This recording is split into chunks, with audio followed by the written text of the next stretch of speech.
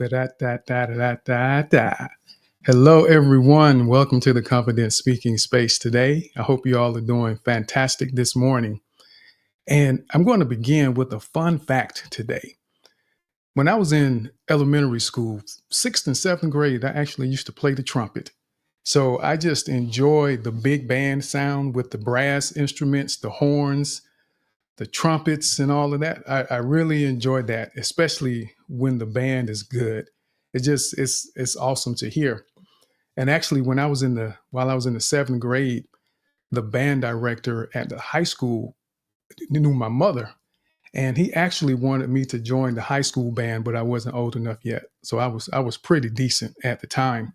So I just thought that was a fun fact as we get ready to get into this conversation today, because I really do enjoy that track. And just the horns when they come in, oh man, it's wonderful. So with that said, I hope you all again are doing very well today. Thank you for being here. Appreciate your presence here in the Confident Speaking community today as we get ready to get into this conversation and continue on our journey to become more confident and effective communicators in every aspect of our lives. Because at the end of the day, no matter what you do in life, no matter what your career field may be, you have to have the ability to communicate. And we want you to be able to do it effectively and do it with confidence in the process. Because when you're confident about what you're doing, other people feel that confidence.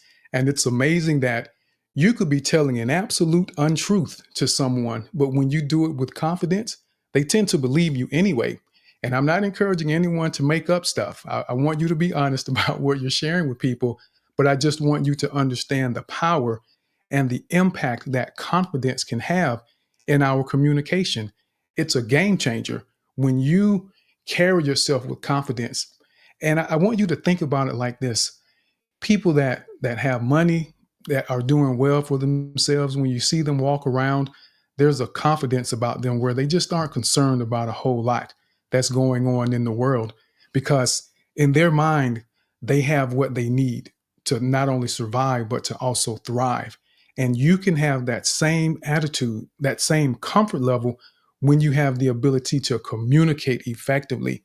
Because if you learn to influence people, if you learn to be impactful in the things that you're saying, and you're projecting that not only with your words, it also projects with your attitude, your mindset. All of that can be shaped by our ability to be confident and effective communicators. And I promise you that it is life-changing when we get to that point. And I'll say this again for those that may not have heard it before.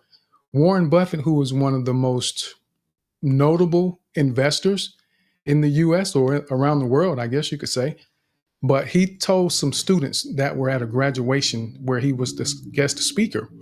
And he said that if you can improve your ability to communicate, you can increase your earning potential by 50% just by learning to communicate well. And it makes so much sense when we think about it. Everything requires communication. And when you do it well, there are so many doors that are just waiting for you to walk through them. And people will open those doors for you. You won't even have to touch the door because they want what you have to offer. Because not everyone is a great communicator. And that's what we're trying to do here in this space and then this community is build that level of communication that no matter where you are, no matter who's around, you have the ability to speak what's on your mind and do it effectively with impact and know that what you just said has changed someone's life and added value. So with that, I want to go ahead and say hello to Donika. How are you, Donika? Good morning, team. Good morning, everyone. I am blessed. I am happy. I have some nice sleep last night. I catch up for the week. So I am here all refreshed and ready to go. Thank you for having me, and I'm so excited to be here. Well, that is awesome, Donika. Catching up on sleep is super important because I was going to ask you if you weren't feeling well, but I think your body's still catching up with some of that sleep. So and that's why I tell everyone you don't always have to see people's faces when we're paying attention, when we're listening, and we notice the details. Those are things that you recognize as a confident and effective communicator. So we want to be mindful of the details. So great that you're catching up on some sleep, Donika.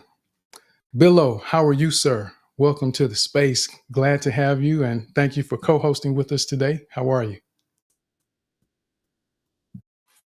Hello, team. I'm very happy today. Donika, Mama B, Josh, Shari. I'm really happy to be here today, and it's a great joy for me to co-host today. And yeah, I'm very happy, and there's a lot of stuff that we are going to share. And before we get into that, I just want to remind you guys that today we have to be very, very attentive. We have to be intentional in active listening. We have to be confident in what we are saying. So, and we have to remember the 4 P's. That is the pace, your power, your pitch, and the pausing for you to be confident in the communication. And welcome for today's session. I'm really pumped up to be here. So that is it. Let's get it started. Let's Move get forward. it started. Yes, sir. Thank you for that, Billo. And it sounds like Billo is ready to do a space. I love that intro and just getting it moving. And you know what? We're going to do some things like that. We're going to do some mock space opens in here so that everyone gets a chance to see what it feels like when you're live with people listening. And those are moments and opportunities that just put you in a position so that you're able to practice and grow. And the more repetitions we get, the easier it becomes and you become more proficient. So there's just going to be a number of things that we do as we go forward. So as I encourage everyone, hang with us. If you're trying to become a more confident and effective communicator, stick with us and you will get there. I can assure you of that. As long as you put in the work and you're willing to get engaged and involved with what we're doing, you will see the results and the benefit of what we're doing and what we're discussing because we're all growing together. And as I always say, I'm growing as well. I'm constantly learning.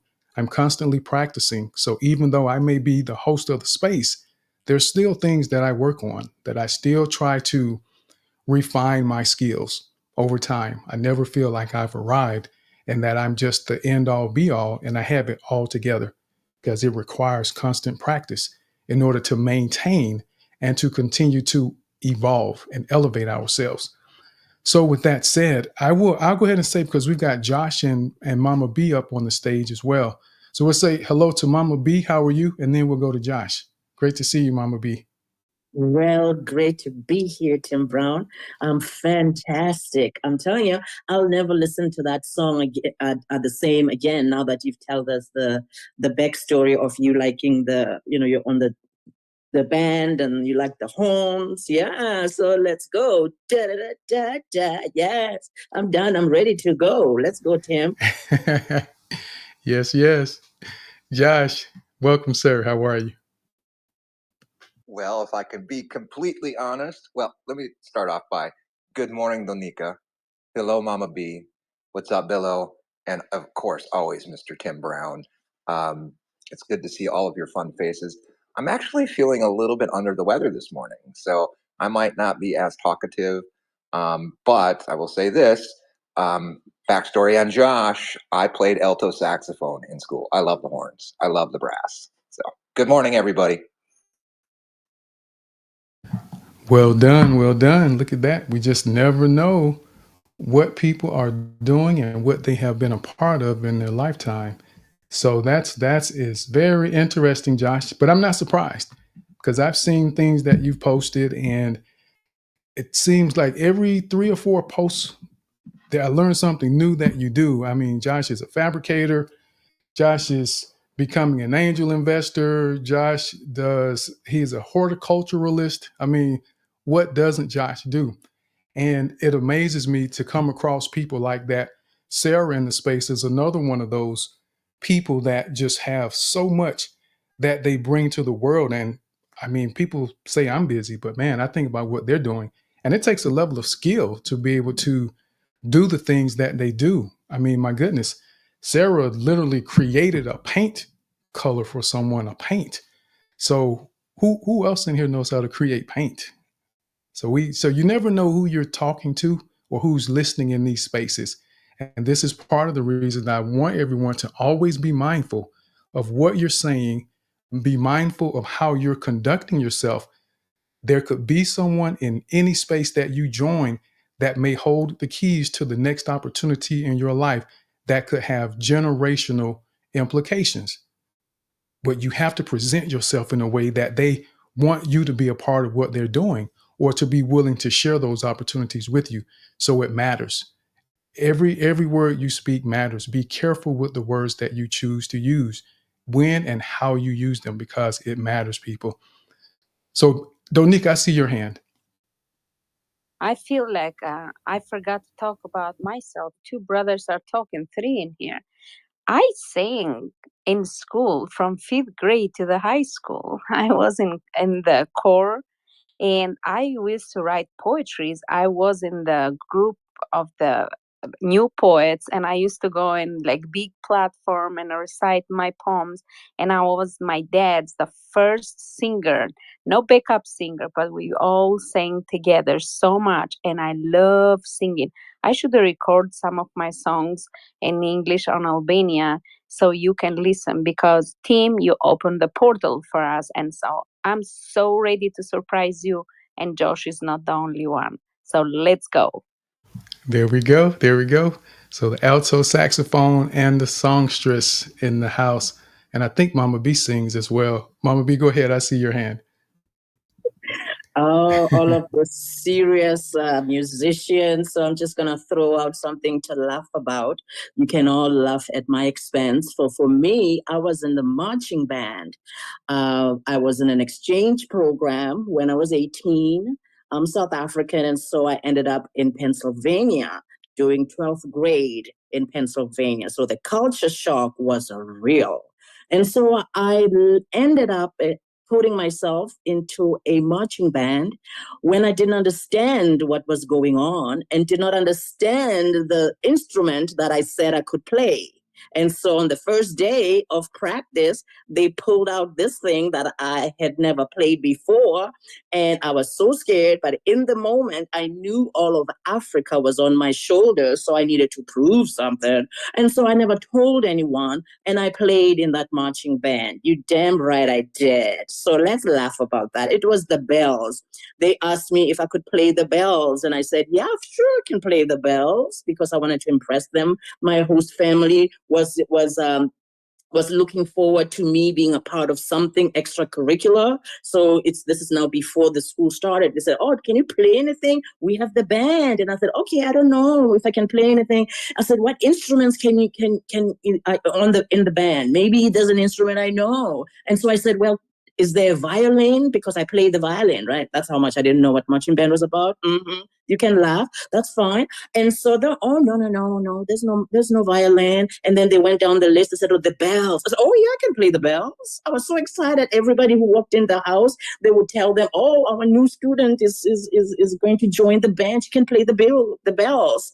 And the first day, the director goes to the back and pulls out the bells. I was like, what in the world? So yeah, so I played those damn bells that I understood as a xylophone. Because in South Africa, we call them xylophones. But thank God, because I played the violin, I can read music, I was able to play that thing and didn't say anything to anybody until the Last Supper before the next day that I had to go back to South Africa. And I confessed to my family and they were like, what?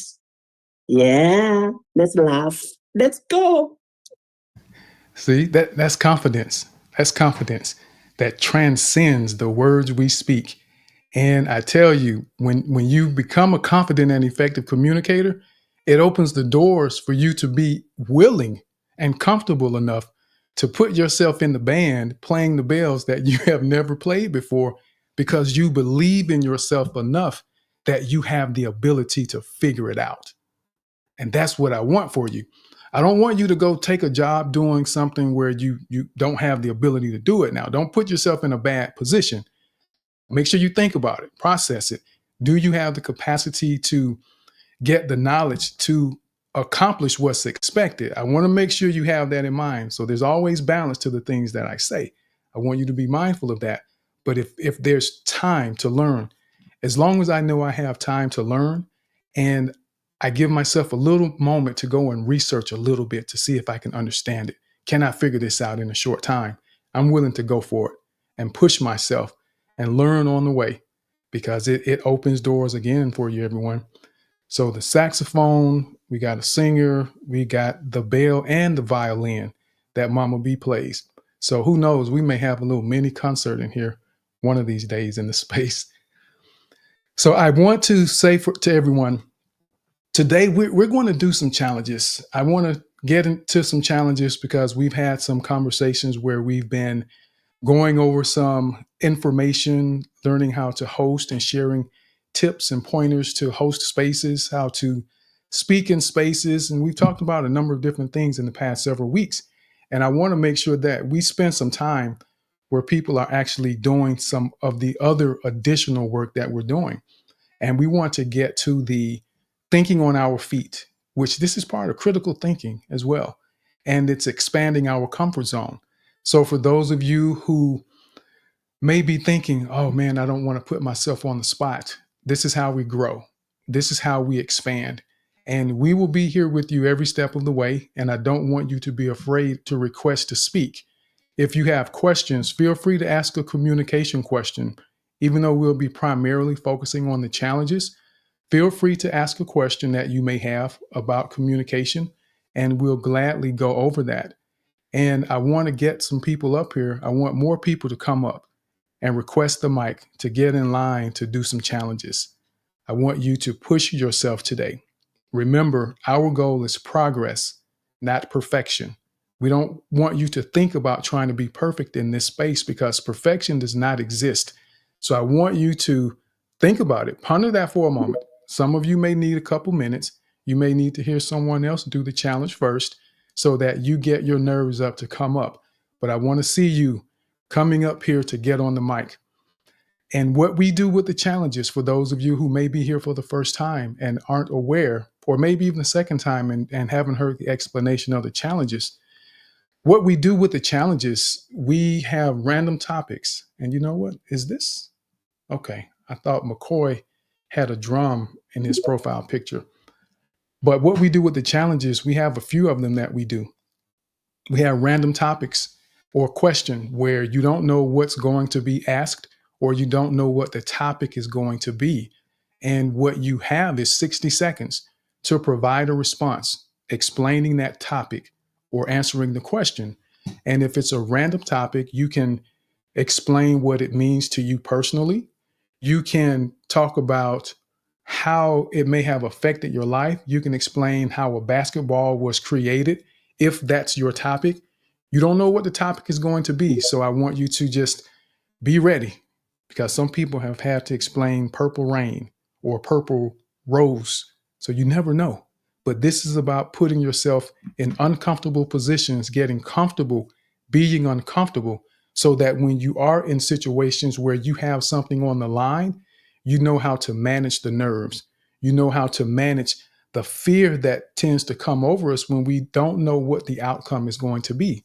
It's practicing that's going to make you better. And you're going to lead spaces like this. You're going to feel so empowered, and you're going to be ready for whatever comes your way as we continue doing this work that we're going to do with these challenges. And what I'll also do is, if someone wants to do an art challenge, we can do that as well, because I grabbed a couple of those, at least one that we could discuss, because I thought that was pretty interesting. And some people enjoyed it the last time where we did the art challenge. But what I will do today is I will begin. I'll do the first challenge today, just so everyone understands how it goes and to see how it flows. Because as the host, I always like to make sure that everyone knows I'm not above doing the same things that everyone else is doing. And I'll give you the option if someone wants to pose a random topic. I personally like the random topics myself, because it's more random as opposed to the questions. And I was thinking of having this little segment where we call it Stump the Host. So just think about a topic that you feel would be challenging for me to do 60 seconds about, or even 3 minutes, because I'm pushing myself even more. So I'm willing to do a 3-minute challenge where it's a bit of a short summary about a topic that you may give me. So does anyone want to have a topic that they want to pose to me?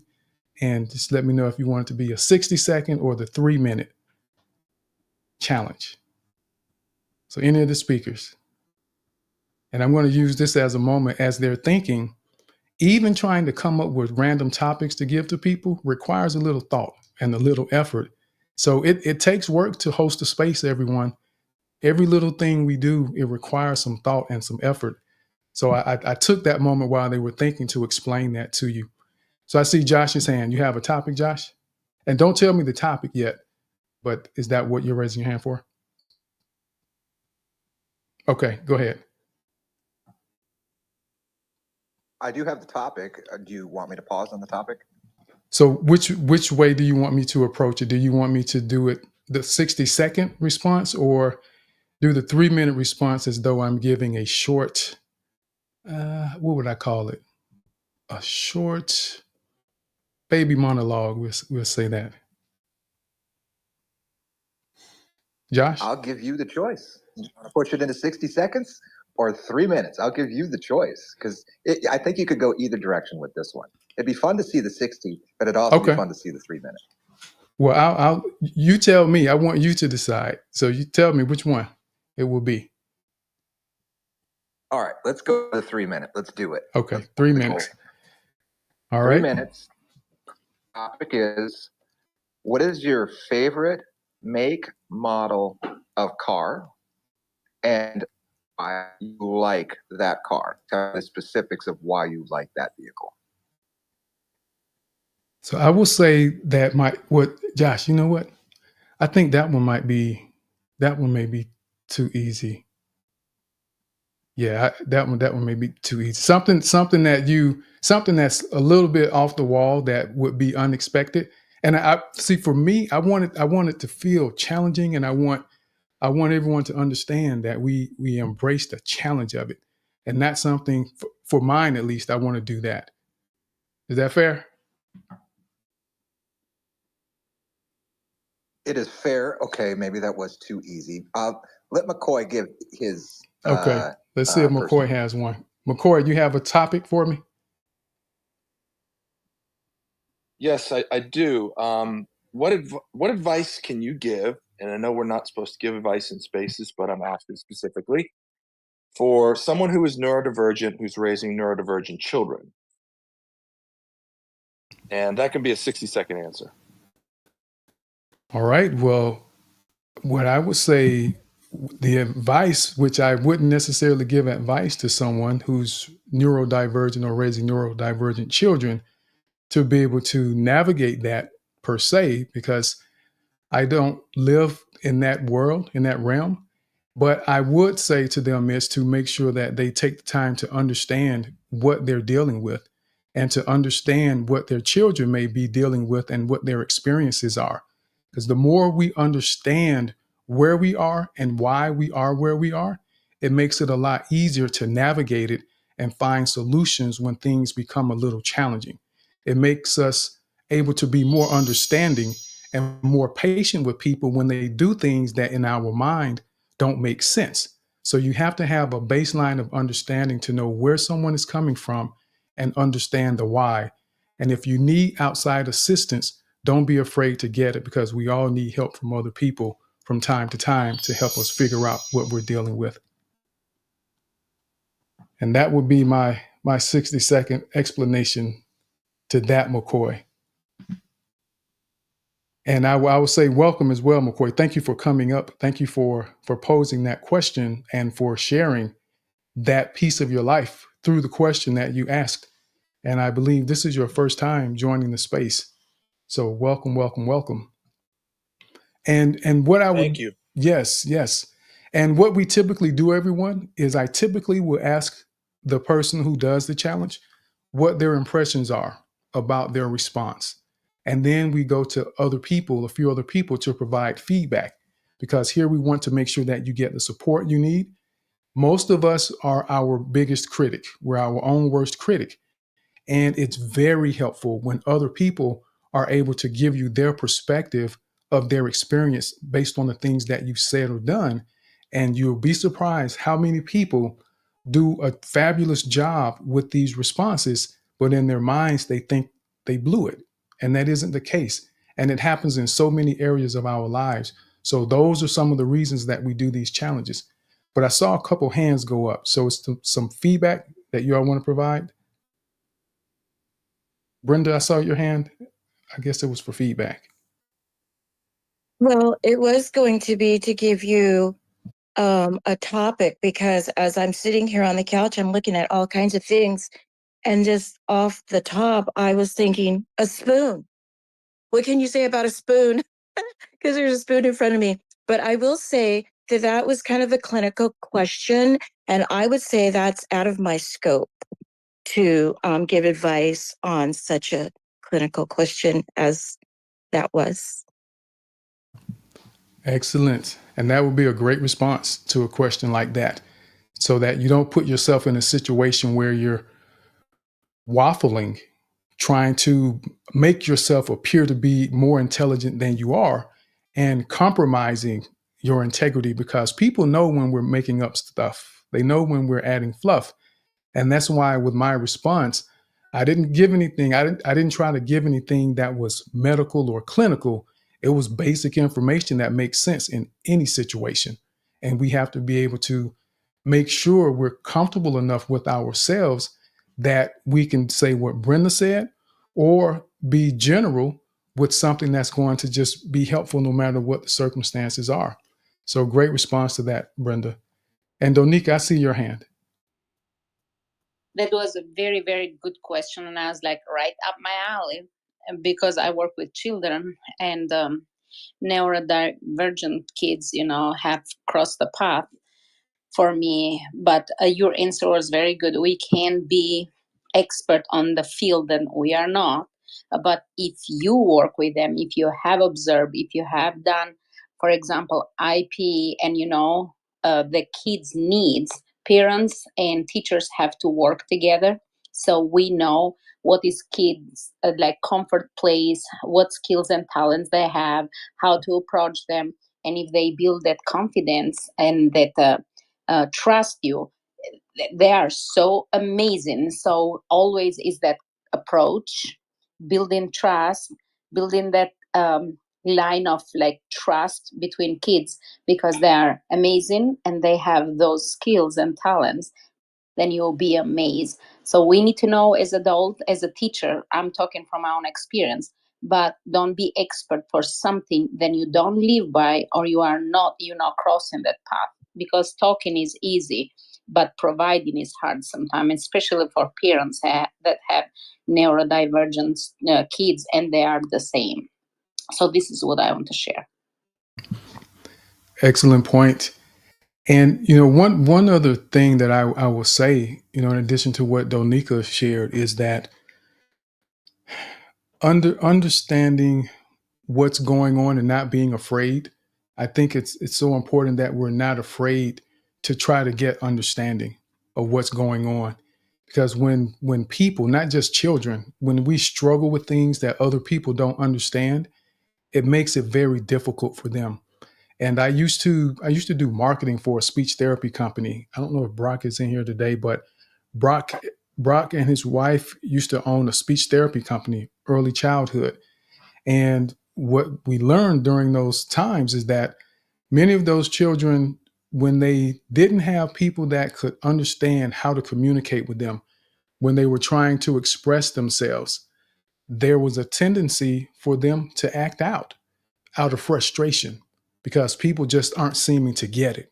And I'm sure many of you at some point have found yourself in moments of frustration because you're trying to explain something to someone and it seems like they're either ignoring you or they just refuse to get it because it's something that's important to you and it's extremely valuable to you in your heart.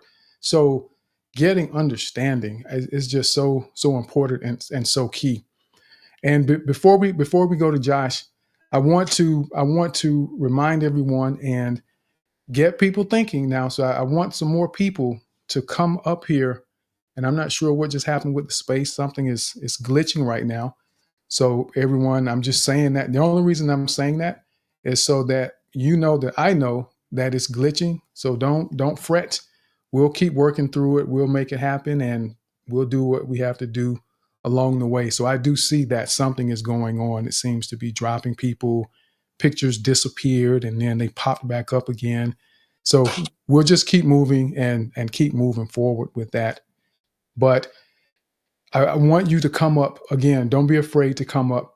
And even if you just simply request to speak and don't actually say anything, that's okay. Because I want you to make progress in this space, in every space that we have, where each time you're getting closer to speaking or co-hosting or just doing something that moves you forward. Because I need you to get comfortable being uncomfortable so that you are able to expand your comfort zone. When you expand your comfort zone, it opens the door for you to be able to do more. And notice I say expand your comfort zone, not get out of your comfort zone. I don't want you to leave your comfort zone because most people tend to be more effective in our comfort zone. That's why I want you to expand it so that you're able to do more. So, and I think Donika, your mic is open. There we go. Yeah, so I want everyone to make sure that you keep that in mind and come up and do the challenge. Don't be afraid to do the challenge. Don't be afraid to speak and ask your question along the way. And as we practice, when we make comments and share thoughts, part of what we do is practicing the 4 Ps, our pitch, pace, power, and pause. So I want you to be mindful of that as you're speaking so that you're practicing the dynamics of how you say the things that you're saying, because that matters as well. And be mindful of conciseness. One of the things we do is we practice our conciseness. And for those that have been here for a while, we understand that conciseness allows us to demonstrate thoughtfulness. It allows us to demonstrate a level of courtesy. It allows us to create more interest. And it makes people curious when you don't tell them everything that you have to share. And sometimes you just simply won't have enough time to say everything that you want to say. And because of that, we use a timer so that when people are speaking, and we are understanding that for new people that may be here for the first time or may not have really been speaking, we do 3 minutes for the new people. And then we do 2 minutes for the people that have been here for a while. And what happens is that 1 minute, 30 seconds, you hear this chime. That means it's time to summarize your thought because it's going to ring again at 2 minutes when the time is up. And that isn't to deny you the opportunity to share all the beautiful things that you have to share. It's intended to teach you how to share the beautiful things that you have to share in an efficient and effective manner without taking a long time to do it, because it doesn't have to take a long time. And it makes it easier for people to follow along with what you're saying. And it actually takes some of the pressure off you so that you don't get lost saying more than you actually need to say. And that's usually what happens when people begin to ramble. They've gotten lost in their thoughts because they didn't have a plan. So I want you to think about that when you get ready to come up to share thoughts. Before you do, write down what you think you want to share. Write down some bullet points so that you can stay on track, and that helps you stay in the realm of the time frame that we're trying to stay within. So with that said, Donika, I see your hand, and then we'll go to Josh and then Netta. First, sorry that I left the mic open. I was making tea, thank goodness. And number two, I have a question. And I want to just post it the question. How do you expand yourself from comfortable zone to growth mindset without losing your authenticity and confidence? So that expansion from fixed mindset to growth mindset, from uncomfortable to comfortable, but you remain confident and authentic. Okay. So that is a question to ponder. So if someone has that in mind, then we can definitely hear what some thoughts may be on that. So let's go over to Billo. Billo, go ahead, Billo, and then we'll go to Josh. Okay. The question that was asked by Donika, it's a bit complex, but I'm going to try based on what I understand. For you to make sure that you have to extend your comfort zone and not leave it, you have to first identify what is it that you need. Like in most cases, you can't just solve things, or you cannot do things without identifying what you need to do. So the first thing is to identify that this is the area that you want to improve on. And then you might be able to see the ways of how you can be able to tackle on that. For example, if you want to improve on your speaking skills and become confident, you can employ many ways of doing so. For example, you may enroll in some speaking spaces where you can be able to get the skills, or you can even get some books to teach you on that for you to read on your own. Getting that knowledge, you can be able to, with time, as you use it, you can be able to at least improve on and become what you want to be. So that is what I think on it, and that's my take. All right. Thank you for that, Billo. Thank you for that, sir. So I'm gonna go now over to Josh. Josh, and I think you were probably following up to McCoy's question, because your wife is a professional in that environment and you live in that world on some degree. So Josh, go ahead. Yeah, it was just a feedback. I'll throw this on the table immediately that I will do a challenge today myself. But yes, it was just feedback from McCoy's question and how your response was, Tim. Great question, McCoy. That was much better than mine. That's a challenging question to ask. And Tim did a very good job. You said, I don't want you to give advice because we're not giving advice. But Tim took it. Your cadence was fabulous, Tim. It didn't sound like you were like challenged at all by the topic. You totally took it and you pushed it to the edge of just how do you relate a parent-child relationship, and just general parenting knowledge, which was still 100% applicable to McCoy's question, even though you didn't push beyond boundaries that you maybe don't know how to navigate and whatnot. But yes, I know about the neurodivergent population. I live with one. I'm married to an autistic wifey, which is what we're going to do after this space. And by the way, Tim, Christina bumped out her space 1 hour so I could stay till the end on this one. Wow, isn't that awesome? Christina, thank you. Thank you. Thank you. And thank you for the feedback as well, Josh.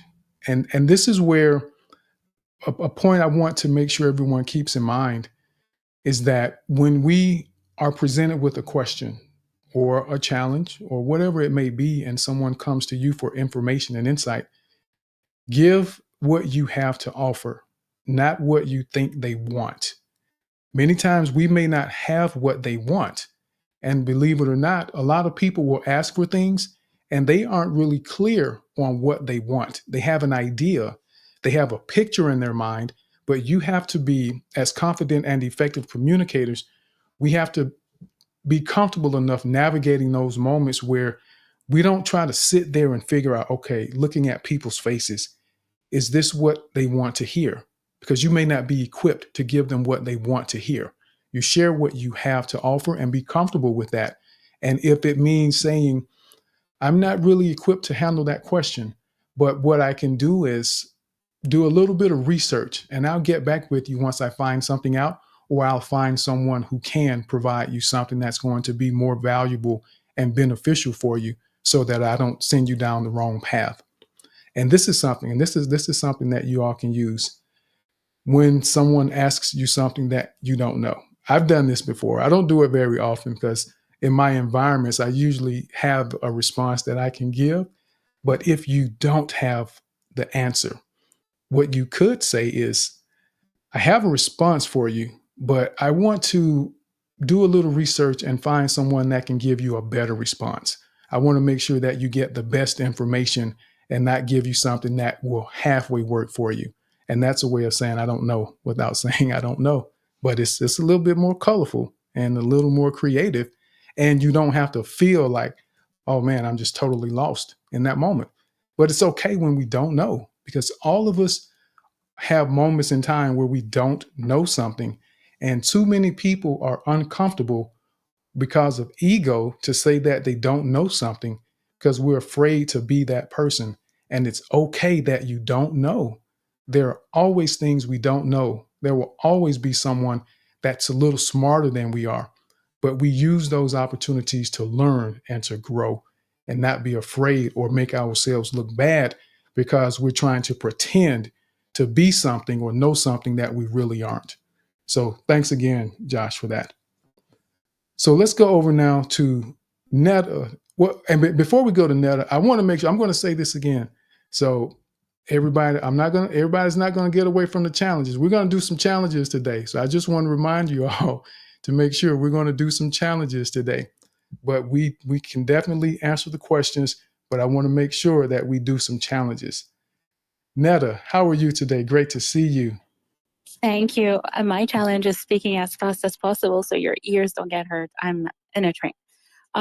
My advice about, challenging yourself in an authentic way is to call yourself out. I'm currently on a 30 days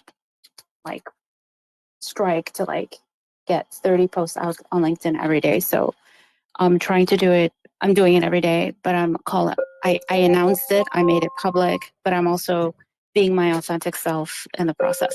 I'm done speaking. Train's gonna go. Bye-bye. All right. Thank you, Netta. And I appreciate that you try to jump in when you can. I know you're usually on the train on Saturdays. So we appreciate you coming in to share that and pushing yourself, stretching yourself. And my response to Donika's question for me personally is when I identify something that I may be curious about, something that I may be interested in, or something that appears to be a potential opportunity for me in the future, I'm not afraid to go and learn how it works. I'll probe, I'll do some research, and I'll find a way to put myself in the environment where I'm able to figure it out. I believe in developing new skills. So I'm a person that I don't really grow well in classes. I don't like taking courses with groups of people because that means I have to wait on everyone else to figure things out. So it's too slow for me. I need to get with a teacher one-on-one because I have specific problems that I'm trying to figure out. because I can learn most of it on my own, but when I get stuck, I just need someone to help me get unstuck. And that's my mindset, that I'm going to go in and figure it out. And years ago, just how comfortable I am just putting myself in uncomfortable situations, I was going to go through a course to get my project management certification, the Project Management Institute certification. And this organization was going to pay for it. But in order for them to pay for it and you get accepted, you had to pass a test. There was an assessment to make sure that you were knowledgeable enough about project management in order for them to accept you. So I signed up. I signed up for it. And what I did after I signed up was I went home and I spent some time researching project management so that I can have at least a baseline understanding of the concepts, the principles. How does project management work? And by doing that, I was able to pass the assessment in order to qualify to go through this program to get my project management certification. So that's how I expand myself and still remain confident, because I don't necessarily put myself in environments where I feel like I won't be able to succeed. But if I do get it wrong, I'm comfortable with getting things wrong. I'm comfortable with mistakes because I know mistakes is how I'm going to grow. I can't grow if I'm not willing to make mistakes, and I'm comfortable with that. So that's how I would say I grow. My response to Donika's question is to be comfortable enough with mistakes that you're willing to take the risks that allow you to expand your comfort zone. Donika, we'll go to Donika and then we'll go to Dame after that. Yes, Donika. I'm going to use you as an example, and because I have started this chakras, 7 chakra series, and the very first week when you start, you show up for me and for the space, you stay till the end, but you said in the beginning, I'm not very familiar with this.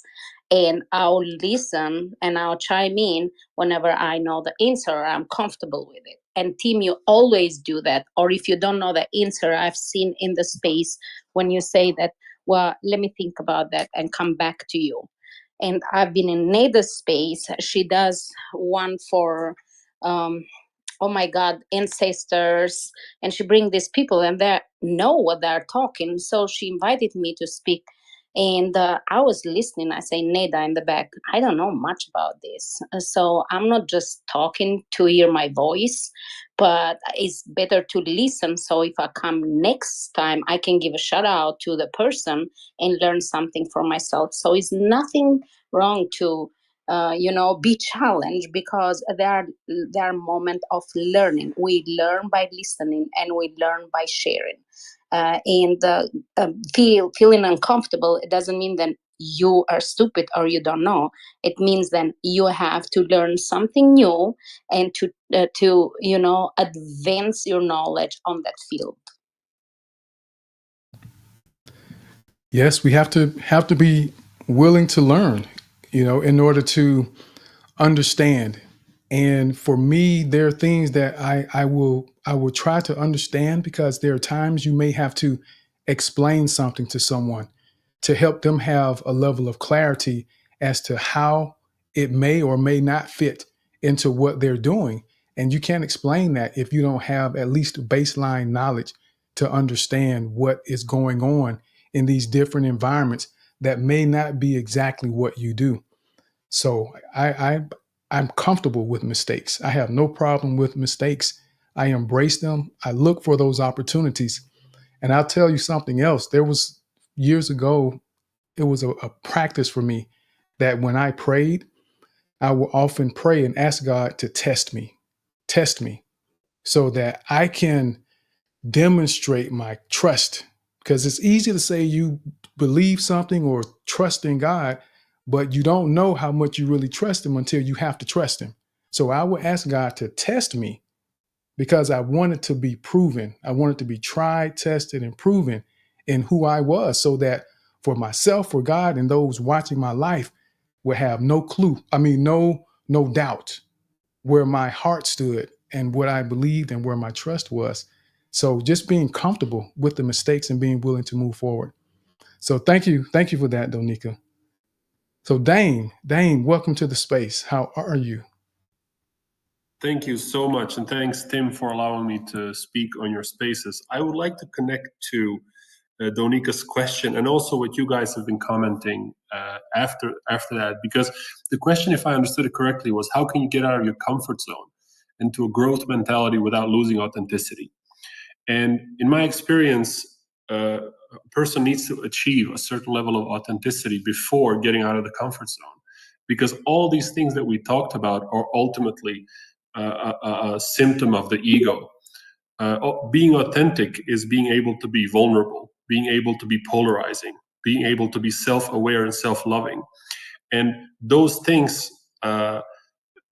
coexist very rarely with a big ego, so to speak. So in order to be able to get out of your comfort zone, and in order to be able to accept the discomfort that comes with a growth process, one needs to achieve a baseline level of authenticity with themselves first before they can actually go on and make those moves. Thank you so much. Absolutely. And thank you for that. Understanding what authentic is for you, it matters. You have to have a great foundation in order to move forward and understanding how to move forward. Because if you don't know where you're beginning from, you don't really know what you need to move forward. So that's an excellent point, Dane, that we have to keep in mind. And I'll just add that, what I encourage people to do, to consider, because they don't have to. Everyone gets to choose what they're going to do and how they want to move forward. But I encourage people to expand their comfort zone, expand it. Don't try to leave it. Because remember, if you think about it, when you're inside your comfort zone, you feel free to do the things that you know you have the ability to do. You're comfortable with that and you thrive in those environments. So I want you to expand it, because when it gets expanded, that means the areas that you get to thrive increase, and you don't have that fear about doing what it is you know you have the ability to do. And there's no one that can come and make you doubt yourself in those moments when your comfort zone expands and you're able to do more. And what I want to do before we go to Brenda, I want to thank all of you that have recently joined the space. Great to see you all. We appreciate you being here, and do not take your presence for granted. And I want to invite you to come and speak, to feel free to come up and join the conversation. And what we're going to be doing today is some of the intentional activities that we do, and that's doing some challenges. And for those of you that want to test yourself reading tongue twisters, you can do that. There's a link inside the chat where you can go to the site and see some tongue twisters or read some scripts just to practice the dynamics of your speaking. Or you can do a random topic challenge where you don't know what we're going to say and you have 60 seconds to respond. And you talk about expanding your comfort zone with 25, 30 people listening to what you have to say. That's expanding right there, because we tend to not be comfortable, especially when we don't have the answer right away or know that we have it. It makes us uncomfortable. And that's how you expand your comfort zone. And I think this is a great response to Donika's question as well. How can you expand your comfort zone with a growth mindset and remain authentic? By doing challenges in this space, because you are comfortable enough to be who you are. You're comfortable enough to make the mistakes, and you're going to share a side of you that we may not get to see because you're willing to be vulnerable.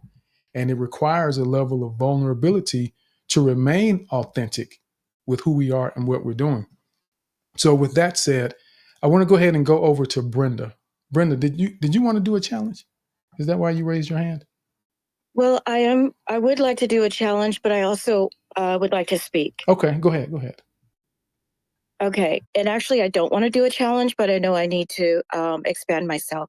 So I'm going to be very deep here. For me, I'm afraid to look silly, say the wrong thing, be stupid, because I'm not very knowledgeable. And I was just speaking with somebody in the DMs, and they're like, "You have knowledge." I'm like, "No, I don't." But my knowledge that I have the knowledge that I do have comes from the work I did and just hearing things and reading things. Now, I want to say, when someone asks you, for me, if someone asks me a question, I was always taught, you never say, I don't know. You say, I will find that out for you. And so I bring that to the spaces here. And so that's where I went with that clinical thing, because that's what I would have done. But you did great. You did great. I raised my hand for something. Oh, this is what I wanted to tell you. Okay, so Judge Judy is my idol. And she always has been. And I don't care if anybody teases me about it, but she always has been. And she says, when someone asks you a question, they usually already know the answer. So I wanted to throw that out there. And that closing statement is a great point to keep in mind. Many times people, they have an idea about what they're asking in a lot of situations, because otherwise, how would they know to ask that particular question? Some people just don't know, but a lot of them already have an idea. They have a clue, and they're looking for confirmation or for someone to validate their perspective about that particular situation. And that's one of the reasons it's so important that if you don't know, and that's why I don't just say I don't know, because if I don't know, that means I have something else to learn.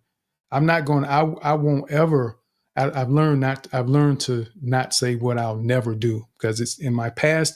Every time I said what I would never do, I ended up doing it. So I don't say what I will never do, but what I strive to not do is to say I don't know and leave it there. I go figure it out. I go find out the answer so that the next time I'm presented with that question or that problem, I can give a reasonable response that makes sense. So that's also how I expand my comfort zone, because I encounter situations where I don't know and I don't have answers. And as a confident and effective communicator, I want to continue growing and being knowledgeable. And this is how we can become more and more comfortable in the different situations we encounter in life, is when we expand ourselves. Continue expanding yourself. You should never get so comfortable where you are that you feel like you don't need to keep learning. That's how we grow. And no matter how good I may be at my job, I'm always looking for things to learn. I'm always looking for ways to improve and expand myself so that I can be more valuable. Don't just do what they ask you to do at work. Learn how to do someone else's job. Learn how to do your job better. And that's part of being confident and effective communicators, because even though it isn't words that you're speaking, it's your actions that are speaking for you, that you're someone that understands the importance of adding value to the organization. And it makes you more visible, it makes you more valuable, and it opens the doors for the leadership to say, you know what? I like their attitude. This is someone that we can use. We have a position that's going to be opening up, and I think they'll be a perfect fit. They have the right attitude. I can put them in this position, and I won't have to babysit them, because leaders don't want to put someone in a position or a leadership role or whatever position, and they have to babysit you. If they have to tell you what to do, how to do everything all the time, why would they need you? So that's why this path to becoming more confident and effective communicators, understand that it isn't just about the words we say, it's the actions we take, because actions speak louder than words, right? Someone can tell you they love you, but if they give you a black eye every Friday night because they're drinking, you have to question their love. Do they really love you? So be mindful of that. It isn't just what you say, it's what you do. So the things we're doing in here, the interactions we have in this space, it's all a part of that. And I want you to not miss an opportunity. And this is something that I will say never for. I want you to never miss an opportunity because you're afraid to speak up, because you're afraid to try. I want you to always at least be willing to try. Because if you don't, you're going to miss so much that life has to offer if you aren't at least willing to try. So with that said, and just a reminder to everyone, we're closing at 1:30 today, and I still encourage you to come up. We're going to get some challenges in, but what we're going to do is we're going to take new speaker requests up until about 1 o'clock, so that those who already have their hands up and ready to do challenges, we'll be able to get through those hands. So we're going to take new speaker requests up until about 1 o'clock. So keep that in mind. And this is a great note for you. There are times that we tell ourselves, oh, I have time, so I'm going to wait. This is a habit that I would encourage you to consider changing. Don't wait simply because you think you have time, because life happens. Circumstances come up and things change. And if you tell yourself you're going to wait simply because you think you have more time, someone else may come and take your opportunity and you may miss it. So don't wait, everyone. So let's go now over to, it was Josh. Wait a minute, hold on one second. Let me double check this. So I think it was, well, I tell you what, let's go over to, I'm going to go to Ibuka and Munane, because they haven't spoken yet. And then Caleb, and then we're going to come back to you, Josh, since they haven't spoken yet. Ibuka, how are you? And did I pronounce your name correctly? Yeah, no, exactly, but that's fine. How do you pronounce it? Ibuka. Ibuka. Okay, thank you. I got it. Yeah. Ibuka. Yeah, it's fine. It's fine. Yeah. So yeah, thanks for this space. I just joined in. I think it was True Neda that I came on this space, and yeah, I've been able to like learn a lot. And I just tapped the speak button because we're trying to expand our comfort zone, like you said. And yeah, I want to do a challenge, and then I also kind of like have a question. So on speaking, so yeah, I'm someone that if I get asked a question or if I want to talk about something, if I want to speak on something, I kind of like have what I want to say in my head, but then when I start talking, I find myself like expanding that talk. So like it's like the more I talk, the more my stream of thoughts widens, and then I start entering like so many things, and it's like something I wanted to say in like 1 minute is about 3 minutes now, and all this type of thing.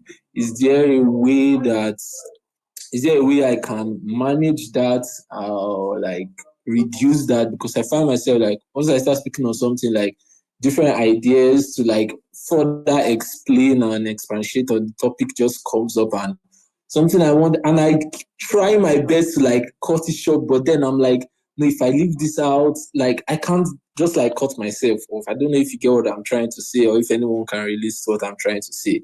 And then yeah, that's the question I have. And the second thing is I want to do the challenge, the speak on anything for 60 seconds. Hopefully I don't go beyond 60 seconds. Well, you would do a fantastic job because we have the timer and the chimes to help make sure you stay within the 60 seconds. So we're right at it.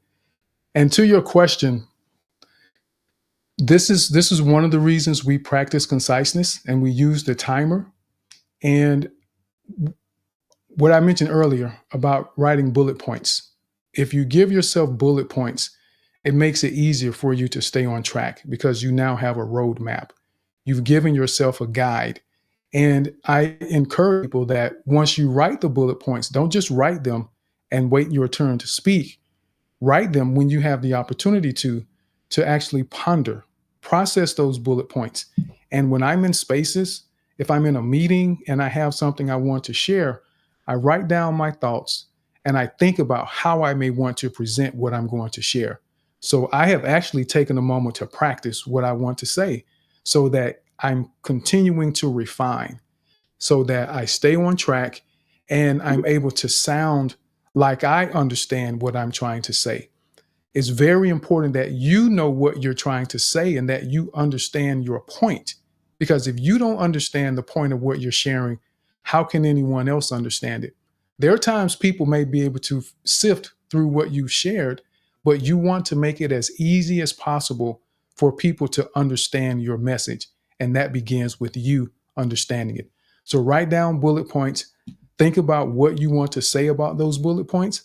And you think of, okay, you have a point you want to make, you know why you're making that point, and you have the reason this point is valid, where you may give a statistic or something about your point, and then you restate your point. And this is the reason I feel that way. And you're able to land the plane, as some people say, or park the bus and end your thoughts. So that's what I would say, is to write it down. And that makes it so much easier. So I encourage everyone, get in the habit. Before you speak in spaces or anywhere you can, write down your thoughts so that you know what you want to say. And don't try to share too much. It may be only be 1 point or 2 points. Don't try to give too many points, because you don't want people to get tired of listening. Sometimes we will share more than we have to, and people eventually will cut you out. They stop listening, and then you wasted your time and theirs because they didn't hear half of what you shared. And it may have been extremely valuable.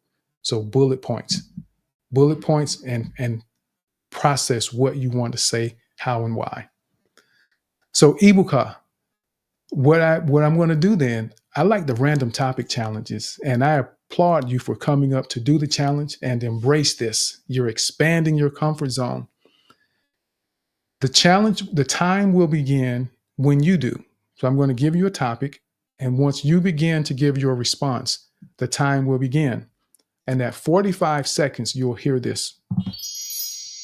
Don't be alarmed. Just get prepared to close, because you'll have another 15 seconds after you hear the first chime. And we want you to share however you want to share. There's no, I guess Ibuka couldn't hear me. Okay, so what we'll do is once Ibuka comes back, I don't think he changed his mind. I think that's a glitch in the system. He may not have been able to hear. So I am very confident Ibuka is coming back to the space to do this challenge. So what we'll do in the meantime is we will continue on and move forward until he returns, and we will go to Munane. How do you pronounce your name, sir? I want to pronounce it correctly. Munene. That's how you pronounce it. Okay, Munene. Yeah. Hello, yes, Munene. hello, team. Yes, sir. How are you How today? are you? I'm fantastic. So did you come up to do a challenge?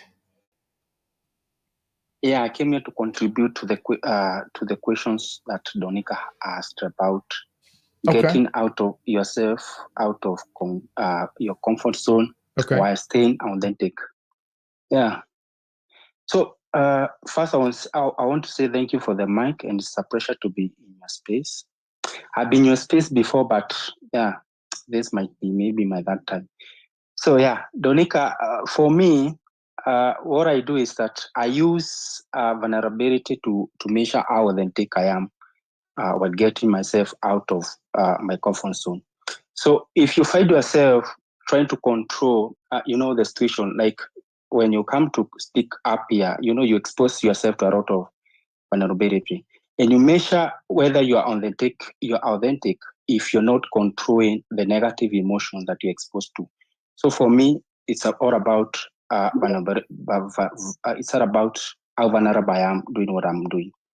So yeah, thank you so much. So that's all for me. Absolutely. Thank you for that. Yes, there's definitely a level of vulnerability that's required. If you aren't willing to be vulnerable, it's going to be difficult to put yourself in an uncomfortable position. Some people don't want to be seen as wrong. They don't want people to see them make a mistake. So they are unwilling to do something that puts them at risk. And if we're going to be confident and effective communicators, we have to be willing to take risks. If you're going to thrive in life, you have to be willing to take risks. If you're going to get promoted on your job, you have to be willing to take risks. If you want to own your own business, you have to be willing to take risks. It's a risk to get out of your bed in the morning and get in the car or go walk to your job or walk to the school.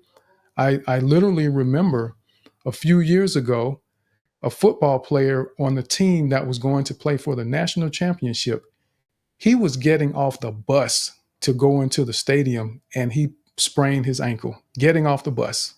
So there's risk in every aspect of life, and we just have to embrace that and do what we can to minimize the risk. So don't jump off the bus with your eyes closed. do it the right way and just be smart about what you're doing, and you minimize the risk. But if you aren't willing to take risk, there's no reward waiting for you. So just be mindful of that. And Munene, forgive me, because you did tell me how to pronounce your name before, and I remember that. So Munene, yes, I do remember that. And thank you for sharing that feedback. Thank you, team. Yes, sir. So let's go now over to Josh. No, I'm sorry. Caleb, and then Josh. Good to see you, Tim. How you doing?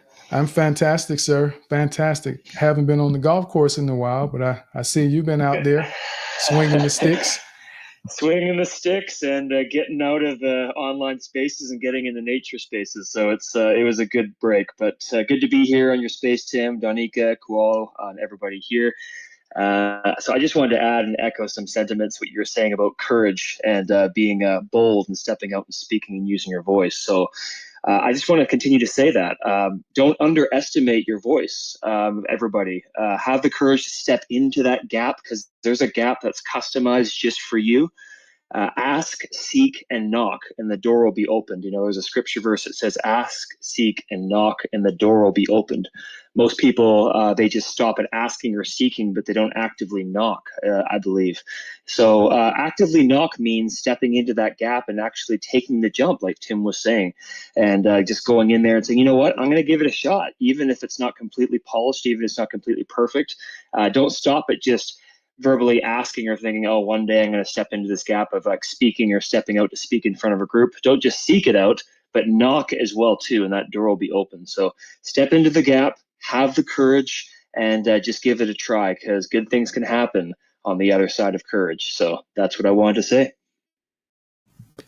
Thank you for that, Caleb. Excellent point. Taking courage, it's so important, and we have to be willing to do that. And one of the things I like for everyone to understand is that when you take courage in your life, you get to be an example and inspiration to other people.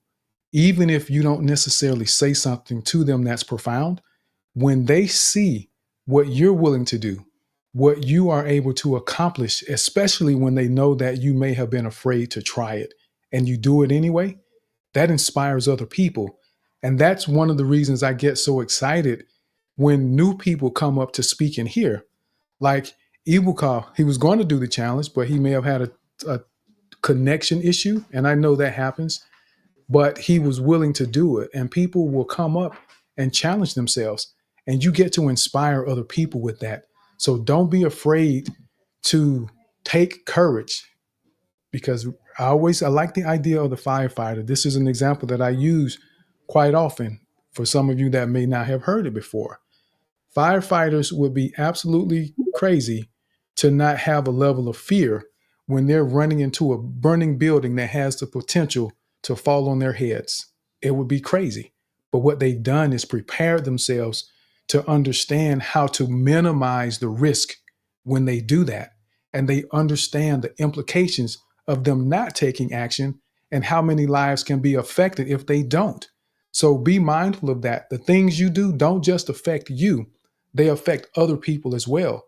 And I don't want you to miss an opportunity that could change your life and the lives of your children's children for generations to come. As we become more confident and effective communicators, every interaction that we have, there's a ripple that goes beyond this space. If you learn how to communicate better, that means you're going to communicate better with your family. Then the people in your family are going to communicate better with their friends, and your coworkers, you're going to communicate better with them. And it continues on and on and on. And before you know it, more people in the world understand how to communicate better, and we have less chaos because people will take the time to understand.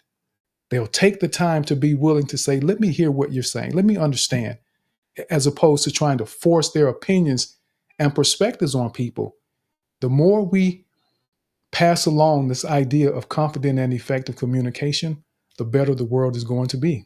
And we can change the world one interaction at a time. And this thing is important to me. And not just for that, but I want to see all of you win. Everyone that comes into these spaces that gets engaged in this community, I want to see you win because you can. And you just simply have to believe it and be willing to do it. And I'm going to say, let me see, maybe 2 months. You're going to stop hearing Brenda say what she doesn't know, because Brenda, I am going to be more intentional about harassing you about that so that you will stop saying that, because we don't all know everything. And some of us have specialty areas that we know more about, but that doesn't negate your value, because you may not feel as knowledgeable about some of the things that other people know about. Because I know you spend time in a lot of different environments, a lot of different types of spaces. So you're going to be around people who know more than you do about those. And everyone, be careful. When you spend your time around a lot of different people, don't put pressure on yourself to know as much as everyone in these different environments, because you won't. You have to understand where you fit in, understand who you get to add the most value to. And I understand for myself, I'm very comfortable that if I don't know something, because I know where I add the most value. And for this space, if someone who considers themselves an expert speaker, an expert communicator, I'm great with them coming in and sharing, but that isn't who that isn't my market. I say market lightly, loosely. I say market. That isn't my people per se, because for me, my job and my role, part of my purpose, is to help people who are trying to figure it out. People who have a level of understanding and they want to go further. That's who I reach. That's who I connect with the most. And I'm comfortable with the experts that if they know more than me, if they've done it longer than I have, that's fine, because I know who my people are. And all of you, with your knowledge, with your understanding, know who your people are and be comfortable enough to walk away if those people that you are around do not value you for who you are, because you may not speak the way that they speak. You may not use some of the same big syllable words that they use. It's okay. There's people that love you just the way you are. And this is one of those places that we love you just the way you are. So, and I circle back, Brenda's going to stop doing that. She's going to stop saying that. And yes, I'm putting Brenda on the spot because she did it herself. She said it out loud, and she's going to stop saying that, Brenda, because I know the value that you can bring. And there's a thoughtfulness about you. There's a cleverness. There's a humor that you have about you that people appreciate and that more people need to be able to experience. So with that said, we're going to go over to Josh. Yes, Josh. Yes, sir. I'm ready for my challenge. All right, let's do it. Let's do it. So we are going to give Josh a challenge. We're going to do the 60-second challenge. And I'm going to do the random topic. And the random topic that I will give you, Josh, and remember, the time begins when you do. And you can answer however you want. So you don't have to ask me, well, how should I respond? What approach? You decide what approach you want to take. And the random topic for you is baby elephant. Oh, baby elephant. All right, let's start the timer. I like to think of myself, I love challenges, no fear today. I had no idea what the topic was going to be about, and I stepped up to the plate because I like to think of myself as a jack of all trades, but an expert in none. I love learning new information. I like challenging myself to grow and learn. But baby elephants, oh, that's fun. I don't know much about baby elephants other than that they're cute and snuggly, and I just want to rub their ears and like pet them and hang out with them. But yeah, I don't know. Now I'm going to go research baby elephants because they're cute and cuddly, but it's not something that was on the top of my mind. And now I can go learn something new about baby elephants and their life and where they're from. And yes, so thank you for expanding my mind and causing a new thought process to say, hey, let's go research this. Thank you very much, Josh. So, Josh, in typical form, I want to begin with you. What are your thoughts about your response? How do you feel? What's your impression? I like the fact that I wasn't as nervous today. Definitely no fear, but I felt less nervous. Excellent. Well, I would call that progress. That's progress. And that's what getting in the reps will do. You feel less nervous and you understand how to manage that nervousness so that when you are in an environment where you have something on the line, say a job interview, a business meeting where you're trying to win over an investor or whatever it may be, you understand what you need to do to calm yourself and not be afraid of the moment because you've done exercises and activities like this. So kudos, Josh. I'm extremely pleased to hear that. So anyone want to give some feedback with Josh before I do? I think Sure. Okay, let's see. I saw Munene's hand go up right away, and then we'll go to Donika, and then I think McCoy wants to give some feedback. Go ahead, Munene. Yeah, Josh, you have done great work. When Tim said baby elephant, I could not think of anything to say about baby elephant. The fact that you have kept the conversation for that long, that's amazing. So, yeah, great work. Thank you. Thank you, Munene. Donika. Oh, I love that you got Josh. Haha, Josh.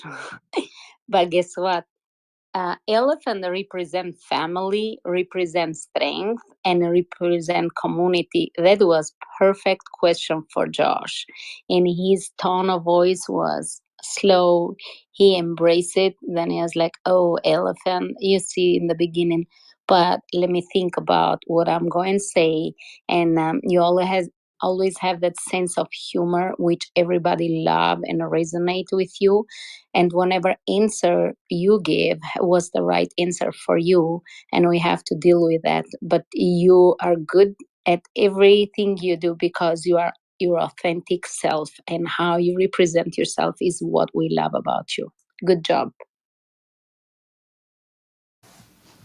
Totally agree. Did you want to respond to Donika or Munene, Josh? Yes, just very briefly. Okay. Thank you, Donika.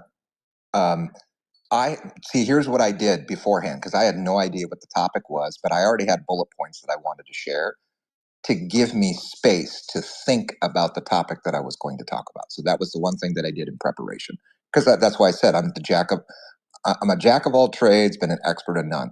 I kind of already had like a starting point before I even went into my thought. And kudos to you. And this is where you get to, as the speaker, you get to decide how you're going to move forward. When people are looking to you for an answer or a response, you set the tone, you set the stage. So figure out what works for you. Find a strategy, and that's a good one, because I knew that you were going down a different path in the beginning. I didn't necessarily know why. So in my mind, I was thinking that you were just going to go in a completely different direction and just kind of formulate your own approach. And then I heard you bring it back to the elephant. So I said, okay, he is coming back to the elephant. So it worked. It worked. And I'll go to McCoy. I think McCoy wanted to give some feedback, and then I'll say the rest that I was going to share. McCoy?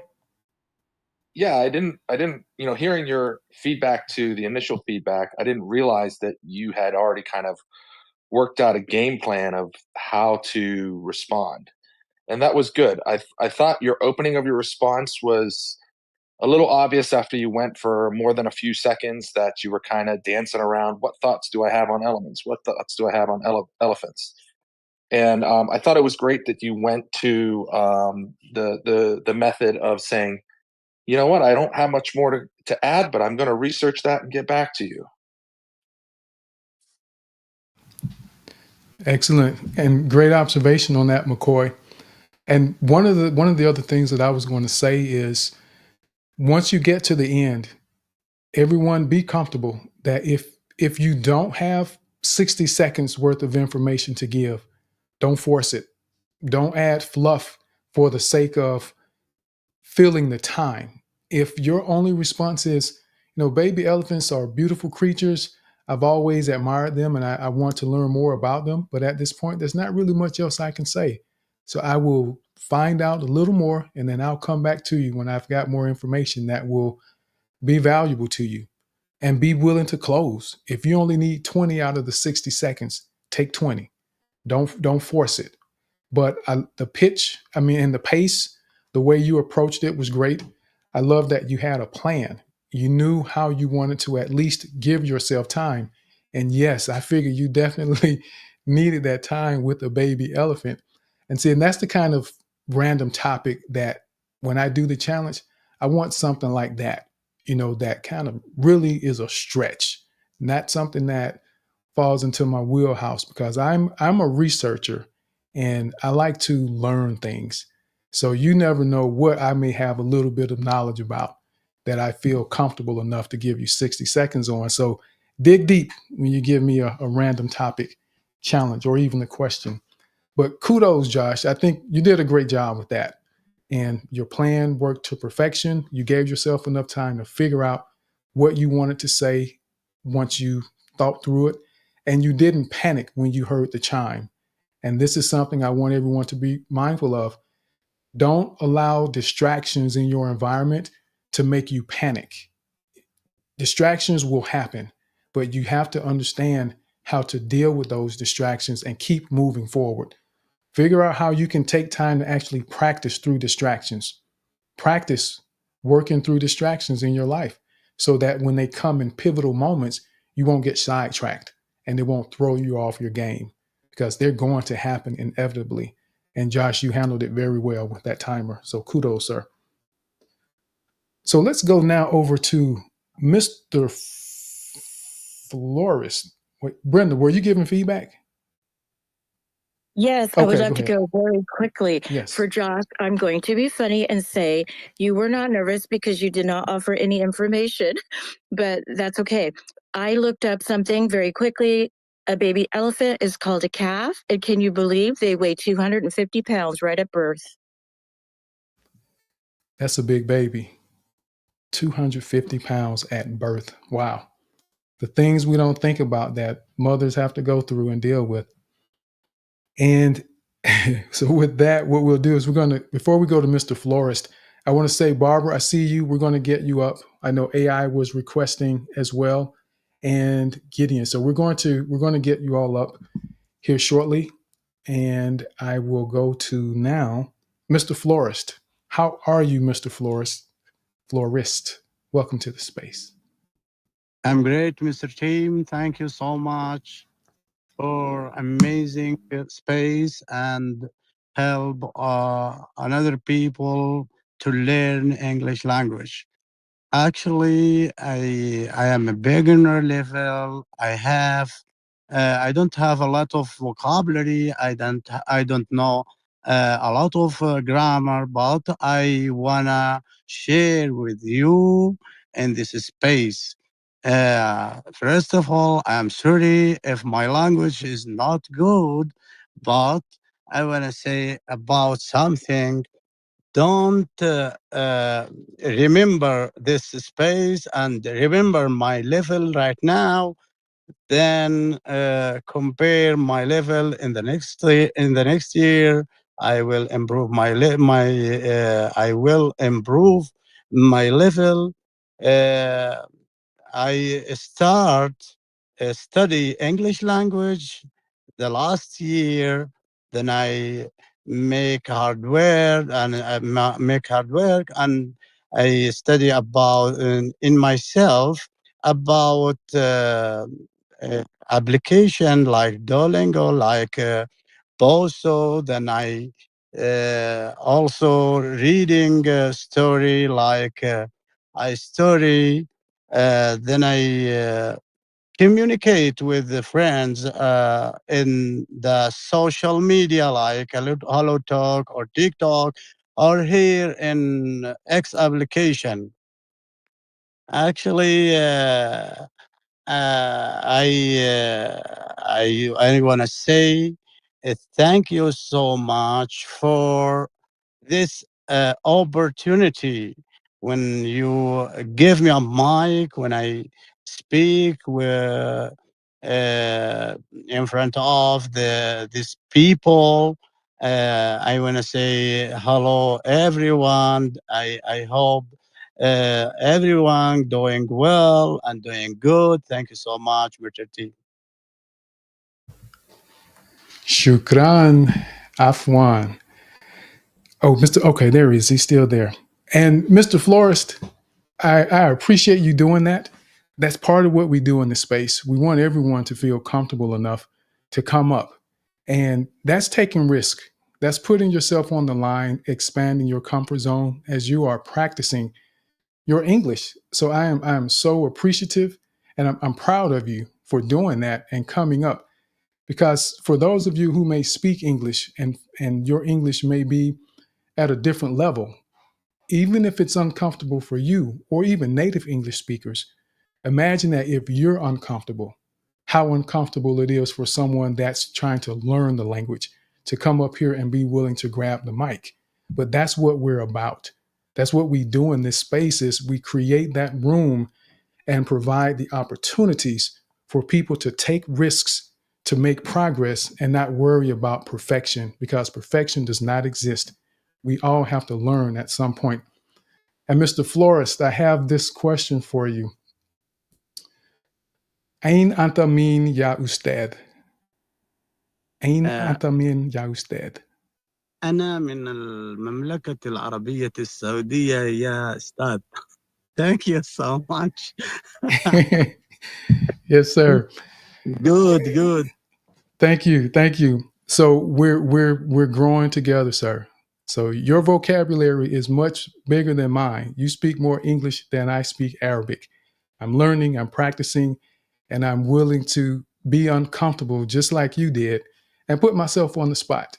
You know, I was hoping I said it the right way, but yes, that's what we do, everyone. We expand, and this is what I'm talking about: taking risks and continuing to do things that challenge us and not get comfortable with what's familiar to us.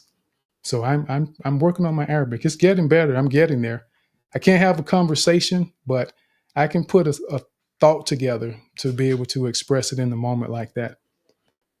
Thank you so much. You can do it, Mr. Team. You can do it. But I add something. All people ask me, Mr. Flores, what's your purpose in English language? What's your goal? Then I said, I will speak like native speaker. Then he said, this is hard. You can't. But I said, I can't speak like native speaker. I will do it. Thank you so much. Yes, sir. And you will. And you will speak like Mr. Florist. You practice and you develop whatever skill level you get to. Just put in the time and the work. And everyone, as you're trying to learn something new, don't compare yourself to other people and don't compare your proficiency in something that you're learning to your proficiency in something that you already have a level of expertise in. It's unfair to you, and it makes it very difficult to move forward and be comfortable going through the process of improvement, because you're judging where you are based on where you have already been, and you've already, I guess you could say, mastered to some degree in other areas. So don't put that pressure on yourself. So thank you again, Mr. Florist. So before we go, we're going to go to Billo first, but then after Billo, we're going to go to McCoy, and then I know Sarah's going to do a challenge, and then we have Britta.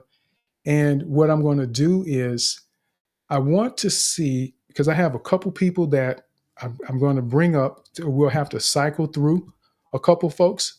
So if you've spoken and you don't have anything you're going to share right away, if you don't mind, we have 3 people that are waiting to get up, and you can always request to come back.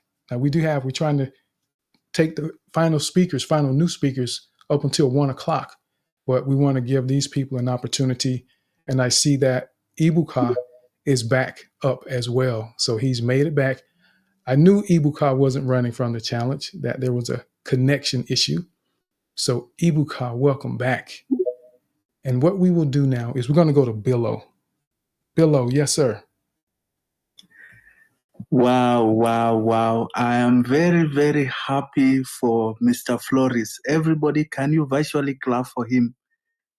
He has really done very well.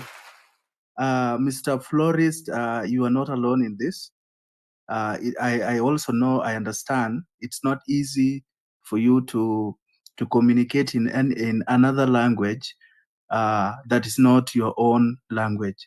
Like even for me, for Donika, and most of us that are here, it wasn't that easy. But you know what? The most important thing is that willingness, that has that you want to know. I love it when you say that you want to speak like a native English speaker. You know, that one has a lot of weight. So keep it up that way, move that way, and you are going to go far. Then what I can remind all of us about this space, that is the beauty of confident speaking space. We don't judge anyone here. We know learning a new language is not that easy. You coming here, it gives you freedom to communicate and practice so that you might be able to learn and move forward. Like for me, it wasn't easy, but now I'm here. I'm co-hosting. You can see there's a lot of improvement there. I started as a listener. I became a speaker, and now I'm co-hosting. So it means this space, it's your space. This space, there's no judgment in this space. You can fall and you can wake up. You stand up and do the right thing. So Ebuka, welcome back. Munene, karibu sana. There are some of the Kenyans that are here. Nimeshukuru sana nyinyi nimewakaribisha. I'm also learning Kiswahili, so I'm also doing like team. So it is not that easy, but I'm really trying. So that is what I can say for now. And Munene, karibu sana. Yeah. Karibu sana. What does karibu sana mean? Karibu sana means welcome. Welcome. Karibu sana. All right. And that's Swahili? That's Swahili, yes. Swahili. Okay. I'm going to try and remember that. Karibu sana. Okay. Thank you for that, Billo. Yes, and Billo has been coming for a while, and I remember months and months ago, Billo sent me a message, and he said he's trying to improve. He wants to get better, and he asked for help and guidance. And when I see people that are diligent and really want to get it, I'm there. I'm going to help and do what I can to help. And we try to create opportunities for one another. And I want everyone to have that in mind, to really be mindful how you may be able to help someone else that's trying to figure things out. If you've had some struggles or some challenges that you've overcome that may be of value to someone else that's going through the same thing that you had to experience, share it. That's why we go through it.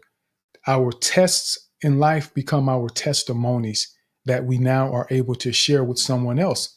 And I like to remind people that the struggles and pains of your past can become the power for someone else's present when you are able to overcome and share what you've been through. No matter how difficult or easy it may have been, it can be beneficial for someone else when you share it. So thank you, Billo. So let's go now over to Sarah. Dun, dun, dun.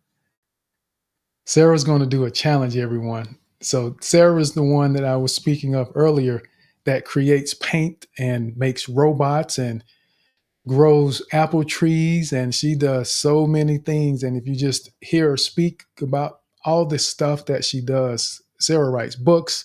So very multi-talented.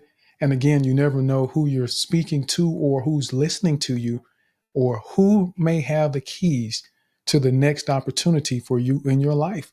So be mindful of how you present yourself. Become a confident and effective communicator so that no matter where you are or who's around, you have the ability to express yourself and understand how to add value so that you can impact people's lives.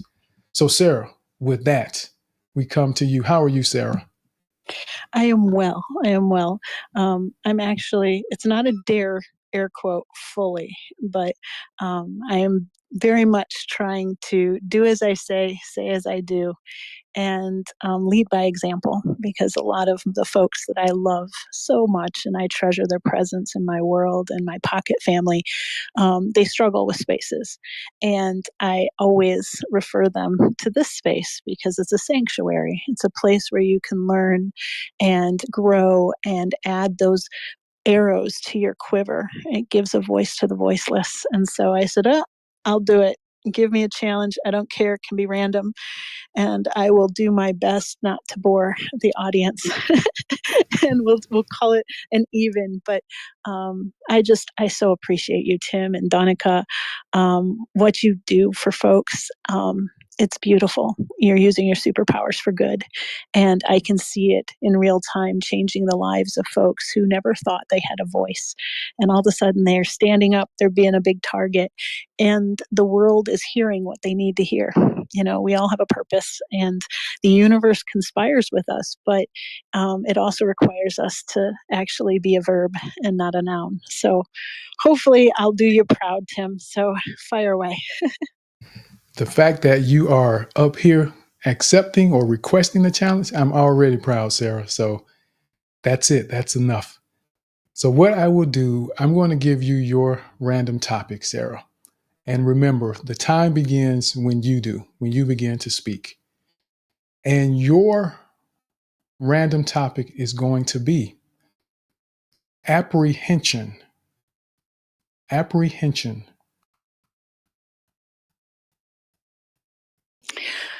All right. You know, courage is not the absence of fear.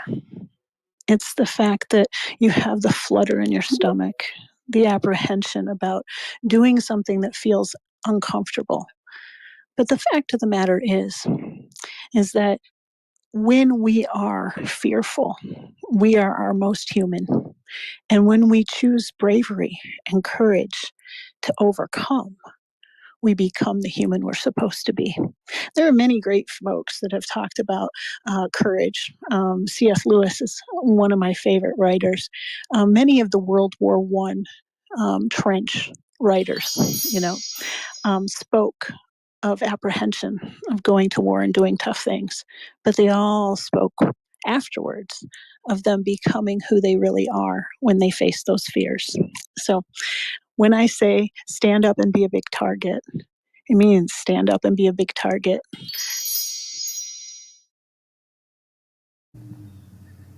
Sarah,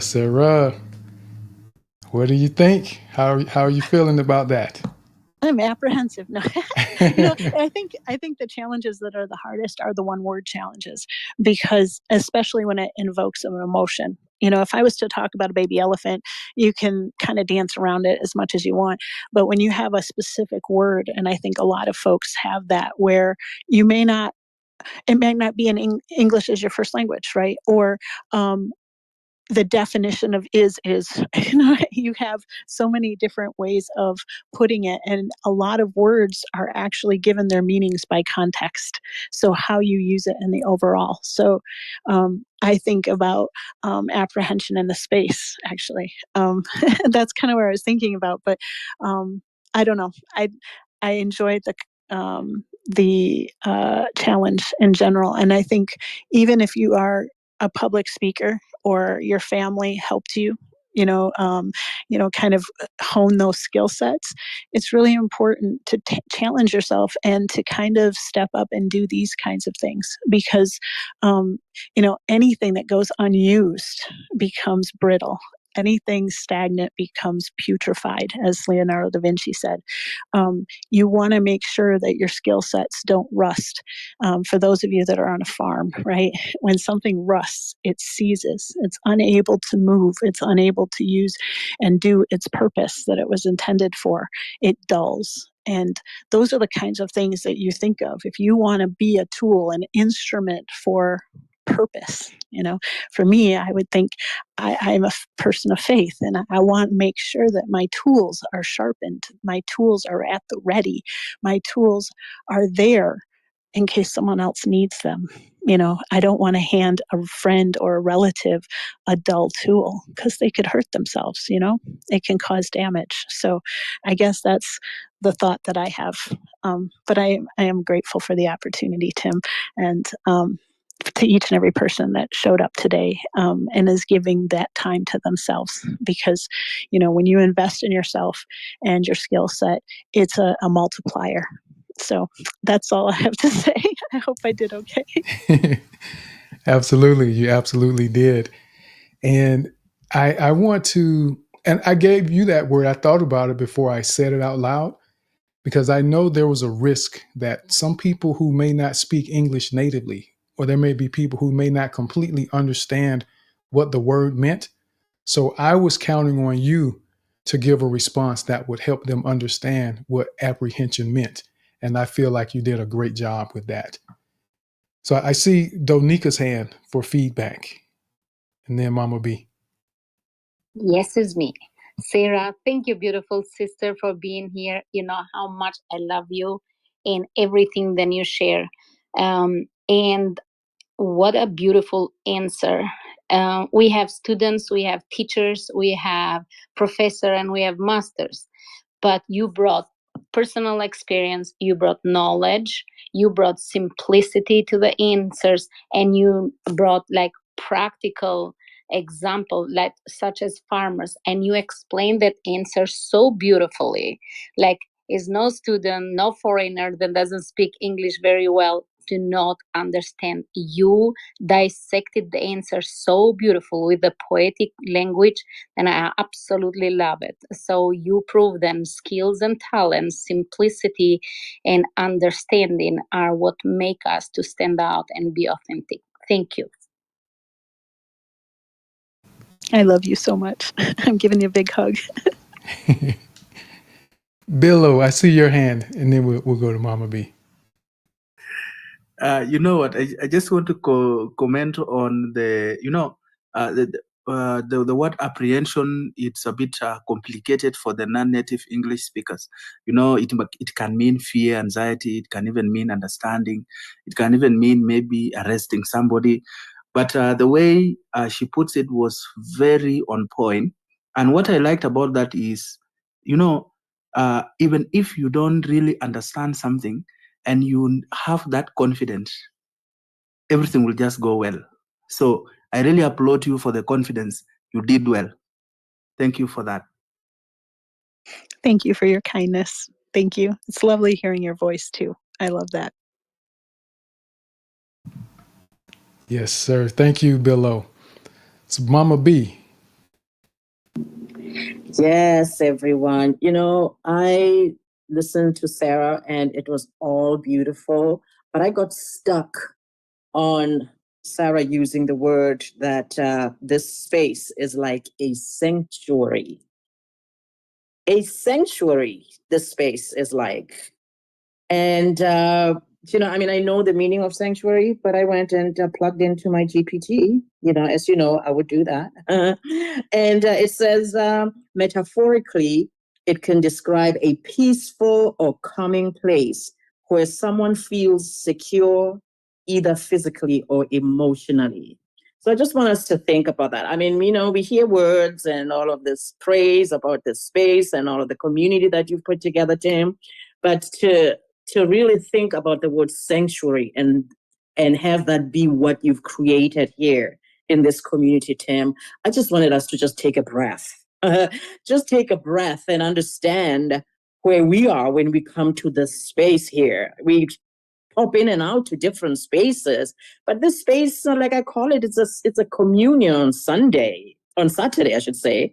I'm always treating on Saturday happy communion day, because it really does feel so powerful and so sacred, and so thank you, Sarah, for dropping that word into the space, because it absolutely feels like a sanctuary over here.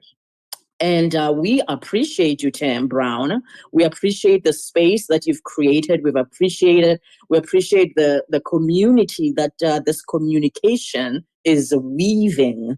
And I'm telling you, I cannot wait to see what all is going to come out of this community, because great things are to come. You can feel it in your bones, people. And we just need to keep buying him coffee because we need him. We don't need him parched. We need him lubricated, and his voice just to keep bringing it, you know. So I'm just on here trying to buy him some coffee. I hope a few people join me. It is in the what is it? The profile, in his profile. Buy me a coffee. Let's do it, people. I mean, let us just support this man. Praise is nice, but let's take that other level. Support him. It is a sanctuary, this place. Thank you, Tim. Thank you, Mama B. And I want to point out that what Mama B just did, especially at the beginning of that, where she understood the word, she knew what sanctuary meant, but she dug deeper. And this is part of expanding our comfort zone, where we get a deeper understanding of things and how it relates to our life, how it relates to our world, and how we can have a different perspective about something. And when you do that, when you dig a little deeper, it gives you a little more comfort. It allows you to be a little more confident when you do things or when you share things. So Mama B, thank you for the kind words. And yes, thank you, Sarah, for what you shared, referring to this as a sanctuary. And it's just another example in this moment is how, with what Sarah shared, see, there I go again, everyone, for you non-native English speakers and those who feel like you have to be a perfect speaker, this is something that I find myself doing, where I find two words and I begin to merge them. So I was trying to say Sarah and share at the same time. So it came out Shara. I heard myself. And it happens. So we make mistakes, we mess up, we slip up, and we keep going. And I'm very comfortable laughing at myself, making a joke about it, or using it as a teachable moment to help you become more comfortable with yourself and the mistakes that you're going to make at some point in time, but so that you know it's okay. We recover from them and we keep going. And what I want to say really quickly before we go to the next speakers, because we have Britta, Barbara, and then, I want to go to Ibuka, because Ibuka was going to do the challenge and he got disconnected and he made it back. So we're going to go to Ibuka, then Britta, and then Barbara, and then Josh. And just so everyone knows, because we invite people up to be a speaker, you don't necessarily have to speak. For some people, seeing the word speaker under your name is scary and it's terrifying. And we open the door for you to be able to just come simply be a speaker without actually having to say anything. So for that reason, we don't call on people unless they raise their hand, because they may be taking that first step and moving forward just to get comfortable seeing the word speaker under their name. So I just want everyone to be mindful of that. We don't call on you unless your hand is up, because you may be taking that first step. And if there's someone that feels like they may not have anything that they want to share going forward, I'll ask if you can give us that spot, because we're going to rotate someone else up. We have a couple more people that are requesting to speak now. And remember, we're taking new speaker requests up until 1 o'clock. So we've got about 8 minutes. And I have the two names that are requesting to speak that we'll be able to get up and give them an opportunity. So with that said, thank you all for being here. We appreciate the new listeners, and do not take your presence for granted. You or anyone else that has been listening to the space from the beginning or whenever it was that you joined, we appreciate you, because we know that there are so many things you could be doing with your time right now, but you choose to hang out with us and help us all be supportive of one another. And this is a mindset that I want you to consider having as you move forward in life. When you go to places to gain, to learn, or to grow, and this was something that I learned in church, is that when you feel like you've gotten all that you need, if you feel like you've grown all that you can grow, don't just leave. Don't just leave and stop being there. Figure out how you can help someone else. Because if you've been coming to this space for 3 months, 6 months, I know your life has changed. There are things that have happened in your life that you may not have expected. And I know that if you've been applying what we've talked about, but don't just leave. Figure out how you can contribute to other people's lives. There are new people that are coming to the space. Help us continue building the community, continue providing that support for other people. So if you've gained something, that isn't the time to just run away, and not just this space, but any environment that you find yourself in where you go to thrive and get better. Think about the potential for you to help other people that are coming along, that are trying to figure out how to get where you are. There may be an opportunity for you to serve and contribute and give back to the place that helped you become who you are and get where you are. So I just wanted to point that out for everyone, something to think about. So with that, let's go over to Britta. No, I'm sorry, Ibuka, and then Britta. Ibuka. So you ready for the challenge, Ibuka? Yes, I'm sorry I got off at the time. My phone went off and it was plugged in, and I lost power. So yeah, my phone went off. Yeah. So I'm ready for challenge. All right. So let me ask you a question. What kind of work do you do, Ibuka? All right. So currently I'm unemployed, but a software engineer. I worked as a front-end web developer for a property tech company in Nigeria, a property tech startup in Nigeria. Okay. And now I'm transitioning into AI. Okay. Got it. AI engineer. Okay. Got it. Okay. All right. So remember, the time begins when you do. When you begin to speak and share your response, that's when the timer will begin. And at 45 seconds, you'll hear the chime. And then at 60 seconds, when it's time to end, you will hear the chime again. Don't be alarmed by the first chime. That's just to let you know that you have 15 seconds. So the random topic for you, Ibuka, is going to be software.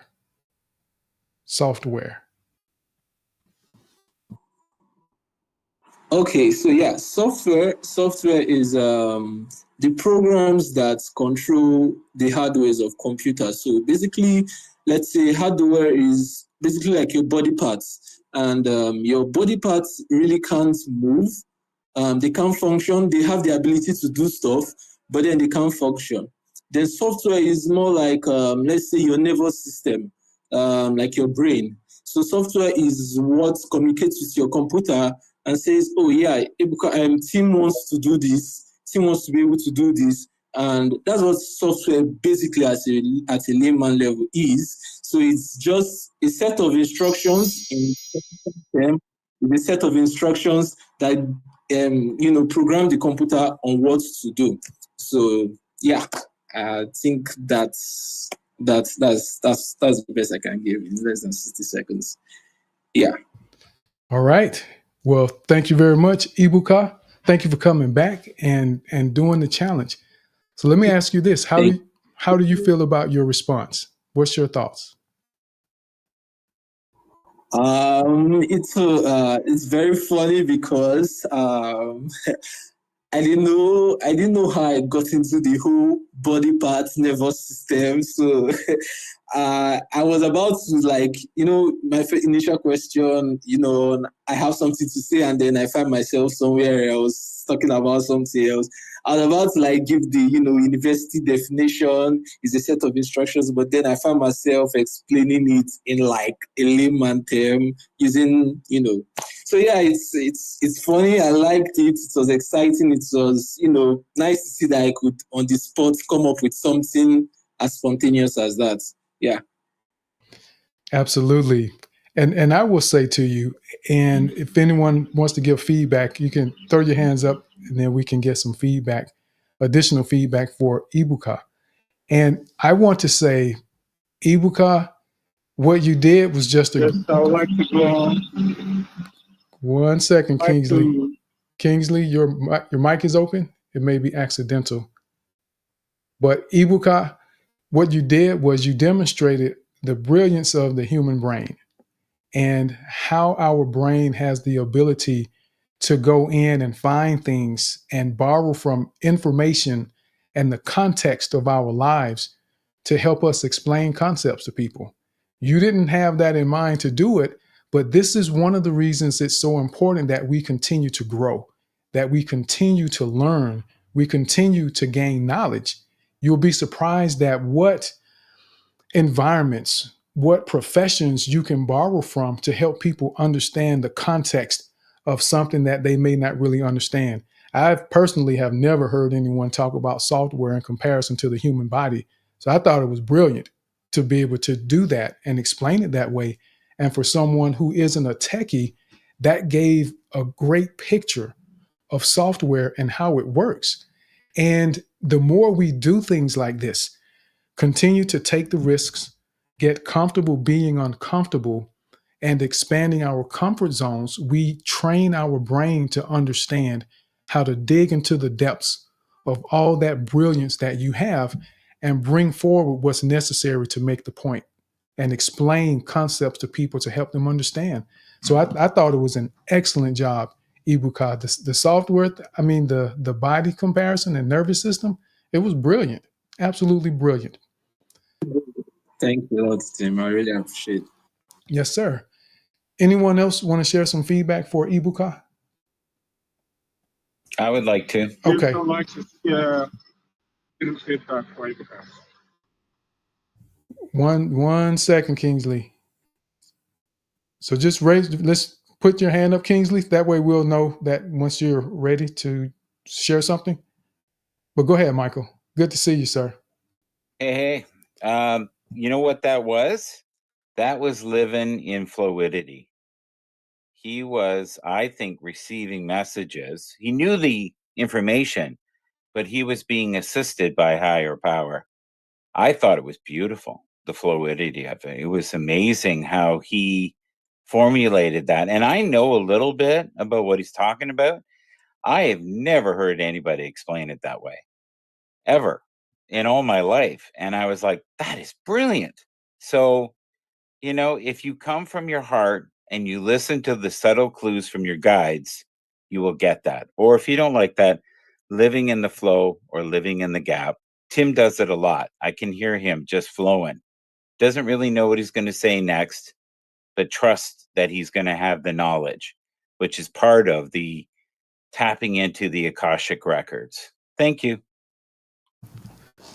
Thank you, Michael. Thank you, Michael. Yeah, go ahead, Ibuka. Yeah, I was just saying thank you to Michael. I really appreciate the nice words. Thanks a lot, sir. And see, and this goes back to what I was saying earlier, how we tend to be our own biggest critics, our worst critic. But when we put ourselves out there and demonstrate to the world what we have to offer, you will be amazed how impactful you can be and how impressive you actually are. But you're just simply doubting yourself because you haven't given yourself the opportunity to be validated. And not that we need validation from people to feel good about ourselves. I will say for people to affirm just how mighty we are, just how brilliant you are, because all of you are. And it may be in a certain area, a certain profession, and that's okay. None of us are meant or intended to know everything about everything. And Ibuka, what I would say to you, sir, I would encourage you to write an article about that. Write something, whatever you want to call it, to explain software from that perspective. And you can go back and listen to the recording to help you remember what it was that you shared. Because as Michael said, there are times, I know for me, everyone knows my faith and my belief, and I trust in the Holy Spirit to give me that guidance, because there are times that I don't know what's going to be said or what I have to say. And if you think about it, it's impossible for someone to have a prepared script in an environment like this. So you have to have something that you're depending on. And for me, it's God and the Holy Spirit to guide me. And that's why I pray before I do these spaces, because I don't know what someone is going to say or what they're going to ask, but I'm comfortable and I'm confident in that to be able to follow along, and I know that what needs to be said is going to be said. And there still may be times where I may wonder, okay, well, I could have said it this way, but then I quickly think, well, you know what? I said what God needed me to say. That's what God wanted them to hear. So I don't question where I could have done something differently, or in my mind rationalize what I could have done better in a lot of instances. So thank you, Michael. Thank you, Ibuka. Yeah, that was brilliant. I say it again, Ibuka. That was brilliant. So let's go now over to Britta. Britta, how are you? Great to see you.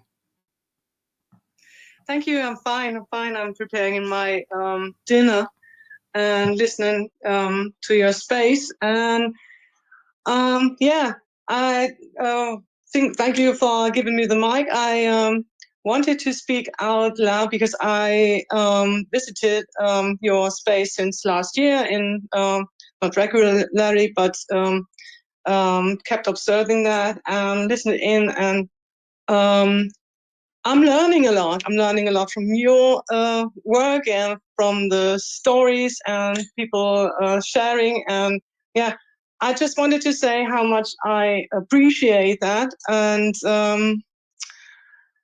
yeah, take the courage and speak out loud. And maybe you have a little challenge for me.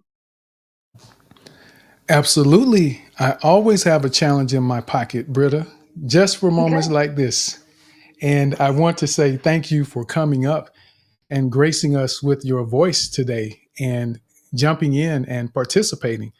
And this is, again, it always warms my heart when people do this for the first time, or they are asserting themselves and expanding themselves, because that's how we get better.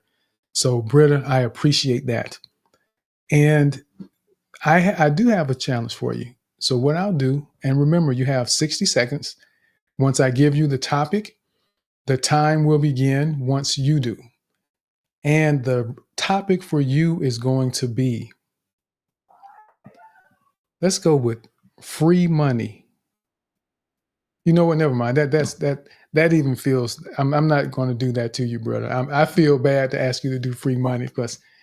All right, let me give you another topic. So Britta is. I'm taking a look at something.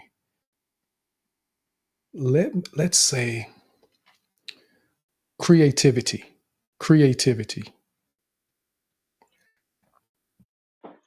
Okay, let's start the timer. Creativity is,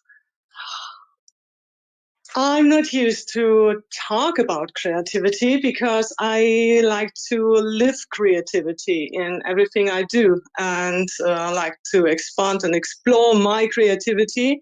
And as AI came up and so many people using these tools and making art with AI, from images and now video, I love to see them in my feed, love to support the creators, and I part of impressed of some things, and sometimes I think, okay, I want to do this too, I want to learn this too. And creativity is something for me which drives this environment. And yeah, curiosity and creativity.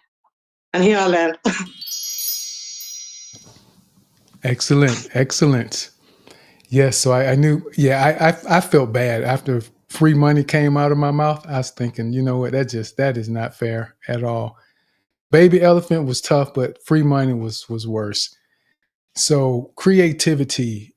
Let me ask you, Britta, how do you feel about the response?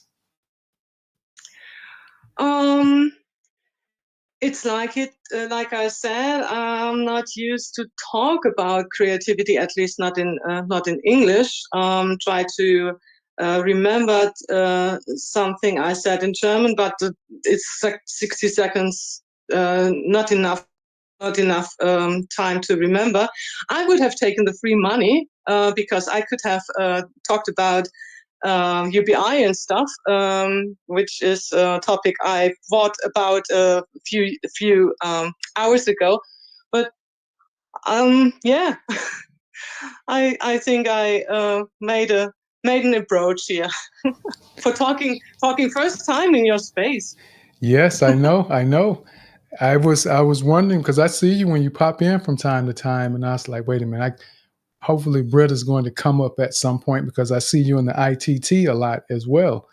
So I'm grateful that you decided to come up and grace us with your voice today and to actually do a challenge as well. So I will see if Donika wants to give some feedback, and I think Michael wanted to share some as well. Donika? Yeah, yeah. For money, everybody can speak about money, but I love what she said. Britta, thank you for coming.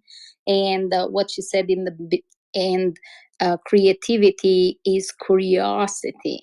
And at the same time is expansion. I grew up with a creative artist at home.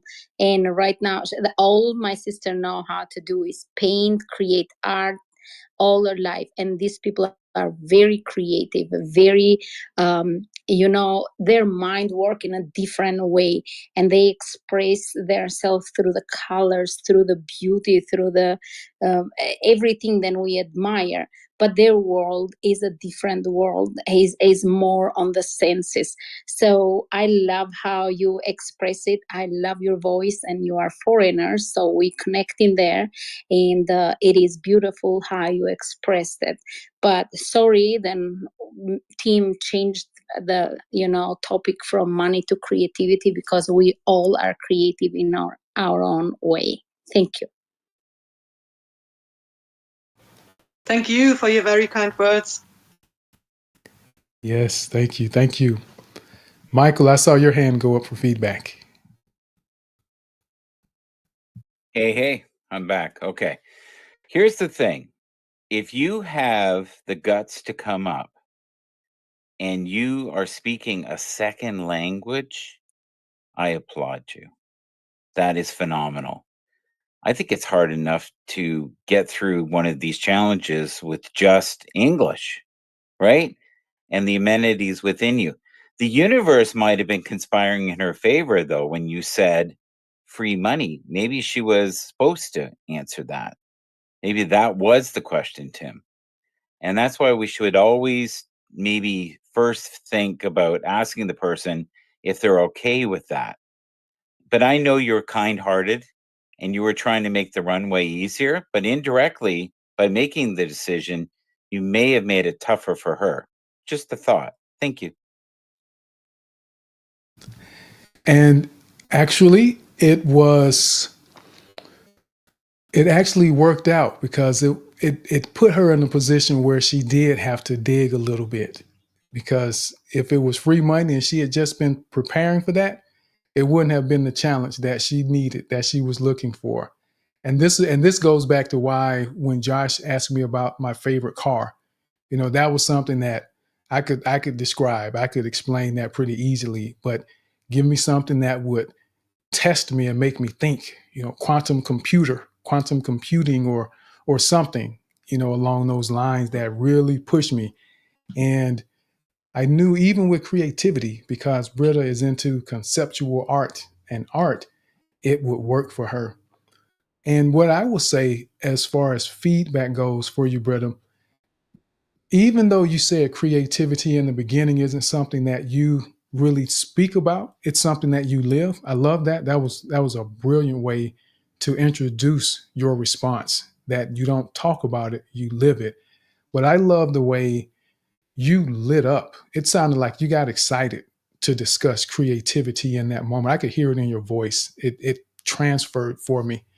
And when I talk about being good speakers, and I'm not going to say great speakers, I'll just say effective and confident communicators, is connection. And that's what we want. I want you to be able to connect more so than be this eloquent and profound speaker. Because when you connect with people, they're going to buy into what it is that you're sharing. And it felt like a journey because you started out with that statement. I don't really talk about it, I live it. And now it's like, wow, this is deep.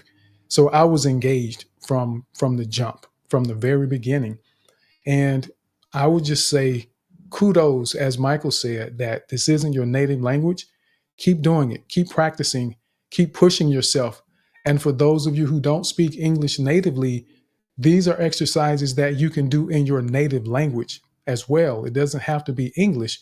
Do it in your native language as well, so that you continue to improve and continue to grow, not just here in this space, but in other places as well. So thank you and kudos to you, Britta, for that.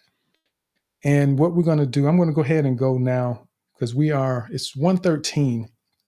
So I'm going to go ahead and go over to Barbara. Barbara, how are you? Welcome to the space. Oh, good morning, Tim. Hi, Donica. Gosh, I don't know if I'm going to say your name right. Is it Kulo? I'm probably saying it wrong. I'm so sorry if I'm saying your name wrong. The other co-host and Sarah, what she had to share was amazing and heartfelt as always. She is just a total ray of sunshine and a huge inspiration, and has been from the day I met her in Spaces. So just wanted to say thank you to everybody. I'm kind of nervous, but I'm willing to accept a challenge. There we go. I know Barbara's ready for it. So Barbara, we'll give you a random topic. I'm going to ask you, do you want a random topic or do you want a question? A random question. Oh, I don't know what's meant for me, so I'm going to let you choose. I know that's terrible. Okay. No, that's fine.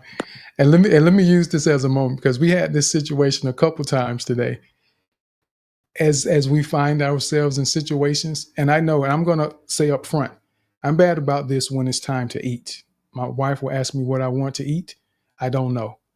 When I was in college, I used to be hungry for hours because I didn't have a taste for anything. So I didn't know what I wanted to eat. So I would just be hungry until I finally just made a decision before I collapsed and passed out from starvation.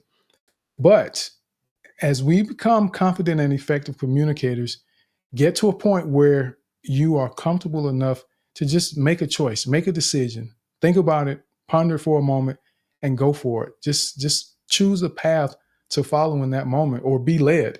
I like to be led. So I wait to see what's in my heart, what needs to happen. So, and I should have done a better job of that this morning. I'm going to say that. I should have been more assertive this morning, because I wanted to put it on Josh today. So just something to keep in mind. But Barbara, I'm going to go ahead and do the random topic because those are my favorites. So your random topic is going to be, Barbara. Oh gosh, that's too hard. Your random topic is going to be goldfish. Goldfish. Okay, let's see here. So goldfish are one of the first pets that most children experience, and they are so fun to watch. They are pretty simple creatures if you follow directions and clean their water. They need to have their water cleaned. As I remembered, I thought it was like every couple weeks, and you don't want to drain all the water out, but because there's some I don't know what that's called in the bottom of the gravel that actually is supposed to allow the fish to live. I don't even know the term. It's but yes, you only take out 3/4 of the water, and then put in water and aquarium salt to keep them happy. So that's what I would say about goldfish. All right. Barbara, so what are your thoughts? How do you feel about the response? I went back to my knowledge of having goldfish as a pet. So yeah, I feel like I rambled a bit, but I tried to concisely express the instructions that I used from the pet store on how to maintain goldfish. So that's kind of, I guess I just went back to utility, or, how the function of raising or having goldfish. Yes. So that's, yeah. Excellent, excellent. So you found a path that was going to work for you to be able to give a response. And what I would say, because goldfish are definitely popular for young kids as a starter pet, something the parents don't have to worry about walking. And if the goldfish doesn't make it, and life suddenly stops happening for the goldfish while the kid is in school, the parents can go get another one, and they probably don't even know the difference. Thank goodness. But what I would say, Barbara, is I love, the tone and the pace was good when you were comfortable with what you were saying.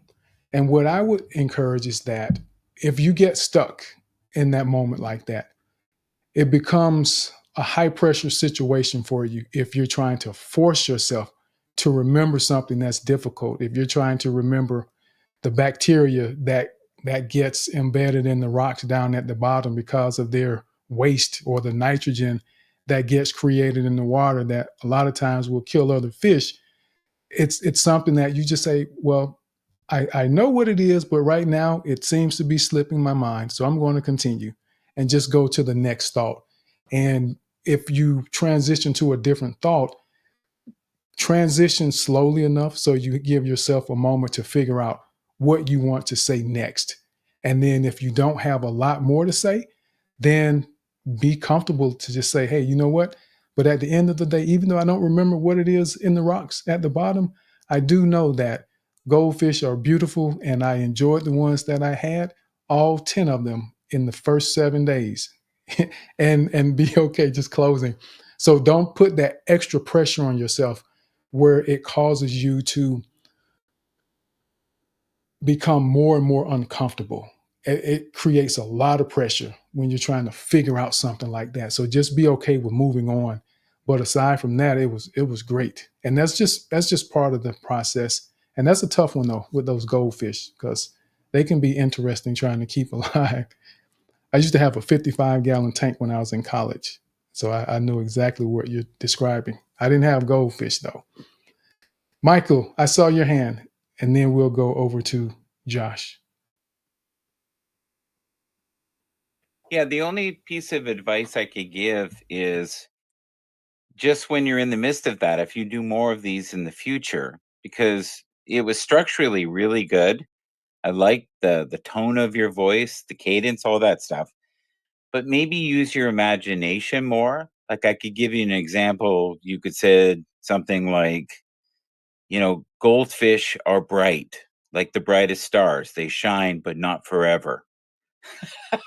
Or something. Just go in a different direction that you feel comfortable in, but use your imagination. It doesn't have to be factual. It can actually be kind of you just dancing and having fun in that moment. And you have 60 seconds, and trust that it's going to be okay no matter what. You're in this room where people care about you, and they care about the people in the room. So this is a safe place to fall. There is always a net here, and we're always going to help you through, especially the people that Tim surrounds himself with are, I would say, of the highest quality. But yeah, just use the tonality that you have and kind of feel free within yourself at dancing a little bit more, if you know what I mean. I hope you understand what I'm saying, and I hope that doesn't come across as critical. Thank you. I would say, Michael, that was an amazing explanation. Thank you for saying that. And you're absolutely right. I do feel that I get a little awkward because I overthink things. So I am trying to work that away out of my personality. But I do appreciate you sharing that with me, and also spelling out that this is a safe place to land, and that no one's going to be hurling rocks at me or trolls showing up and that kind of thing. So I do appreciate you for saying that. Absolutely. And thank you, Tim. This was a fun experience. I'll have to think more about how I can dance around with the next topic next week. Thank you. Absolutely. And thank you. And just know that the dancing part, it comes over time. Eventually you will get comfortable enough to dance. You know, when you first get out on the floor, you're just doing the little two-step, left to right, right to left. And that's what you do because you just want to make sure you don't fall and you don't want to make a fool of yourself on the dance floor. So you two-step until you get a little more comfortable. And in time, you get to a place where you begin to do the electric slide and people can't get you off the floor.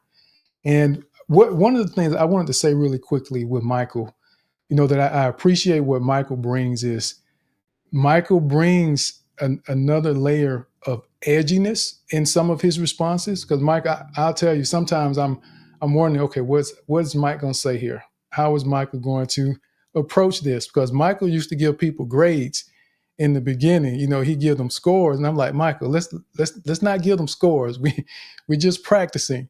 But what Michael does is he gives you the opportunity to see different perspectives where it may feel a little heavier in some cases, in some instances. And he's being very genuine, sincere, and helpful at the same time.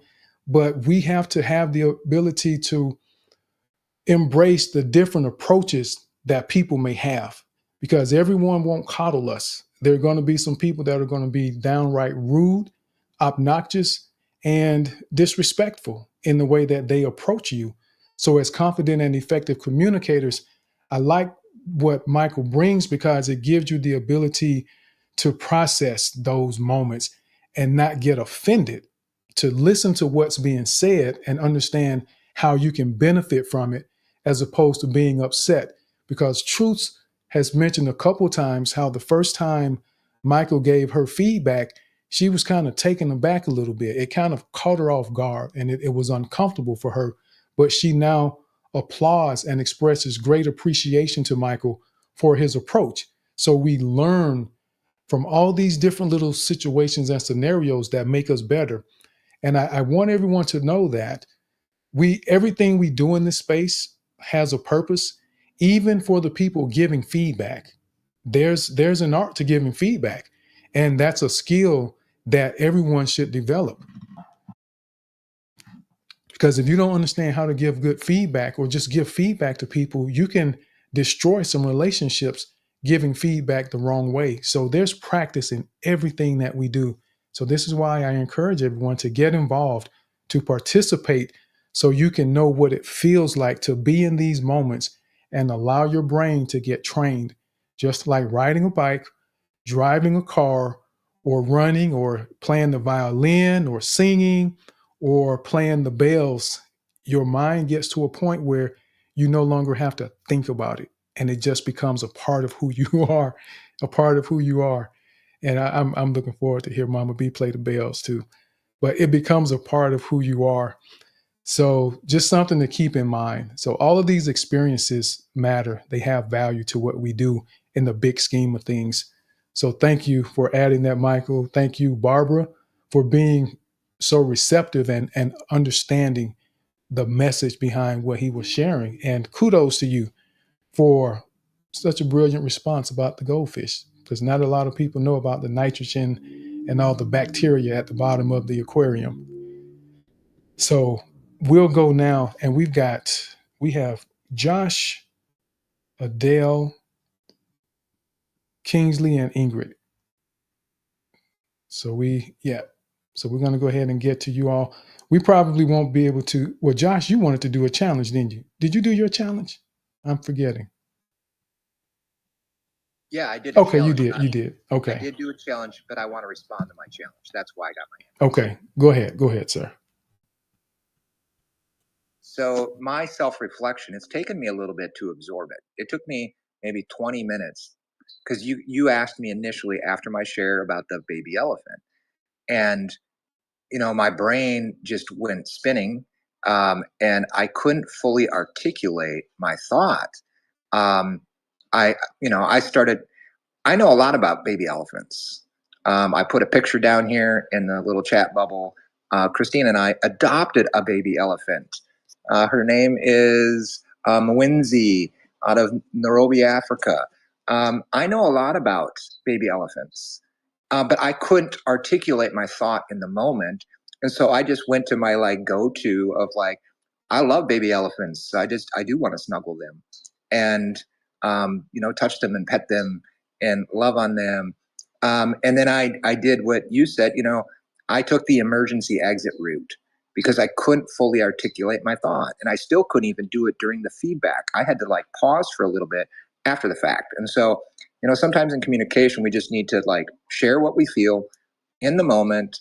We get caught off guard sometimes. And then sometimes, you have to raise your hand again and come back in conversation after you've had a moment to process things. And so take the easy route out, the emergency exit of, yep, Josh needs to go do some more research. And I'm like, well, I already know the information. I just didn't know how to articulate it. And that's where the practice comes in. When we put ourselves in these positions and we continue doing it, our brain figures out how to slow down, how to settle down, how to sift through all of that information, knowledge, and brilliance that's stored up in your mind. And you relieve the pressure that we tend to put on ourselves to come up with either a great answer or a fast answer or whatever we have created in our mind that we need to provide to people. Just slow down, relax, and just know that it's okay, that it's you know what you know, and you just take your time. And it comes in time and we get there.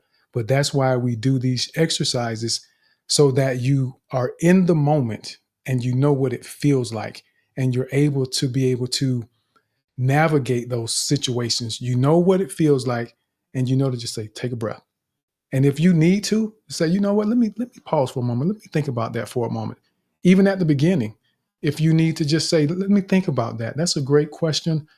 Baby elephant. I've watched a lot of National Geographic. I could probably name most of the animals that come on television at this point. I watch so much of it myself personally, but it's okay to say that you need time to think, and people will appreciate it when you do that, because they know that you're giving them a thoughtful response when you do finally say something. So we're learning that it's okay. We can approach these things in a number of different ways. You figure out what works for you, for your personality, for your style, for your level of understanding in those environments, and how to manage the fear and the nervousness that inevitably may show up when you least expect it.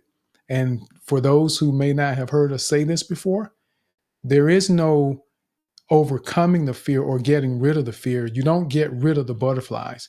Butterflies do what they want when they want. You can only learn to manage them when they show up. And practicing helps you do that. So when they happen, you know to take your deep breaths, or for some people, they may need to pinch themselves to feel alive again and know that, hey, it's okay. I'm okay.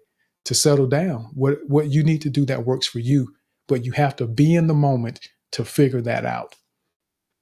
So let's go now over to Adele. So Adele, Kingsley, and then Michael. Now I know Ingrid was up. Ingrid, I believe, is having connection issues today. But Adele, go ahead, sir. Hello, team. Hello. Hello, Donica. Hello, Mama B. Hi, everyone here. I really appreciate being here. Actually, been in and off for the space, and finally get to a place to sit and join. I would like to thank you, team, for all your shares and for everything you're bringing. So for those who don't know me, so I'm Abdel from Germany, and I'm here to discover myself and be a good, confident speaker. So I just want to share one thing, and the next thing will be I'm ready for a challenge. Yeah. So before that, I would like to share something that a couple spaces before I shared something here in space, and I got a feedback. It was a very interesting feedback, and team hinted something about it, that to be an introvert part of it. So it was like a subject about energy and how a person feels the energy, and he hinted to introverts feeling the same thing. I was like, really, for myself, I never thought I was an introvert, at least in my family, or as long as I remember. All the jobs I had before were the opposite of introvert. But I took a phone and I called my mom. I called my dad and I said, please describe me as a kid. And they, I was shocked. And they said you were an introvert the whole time.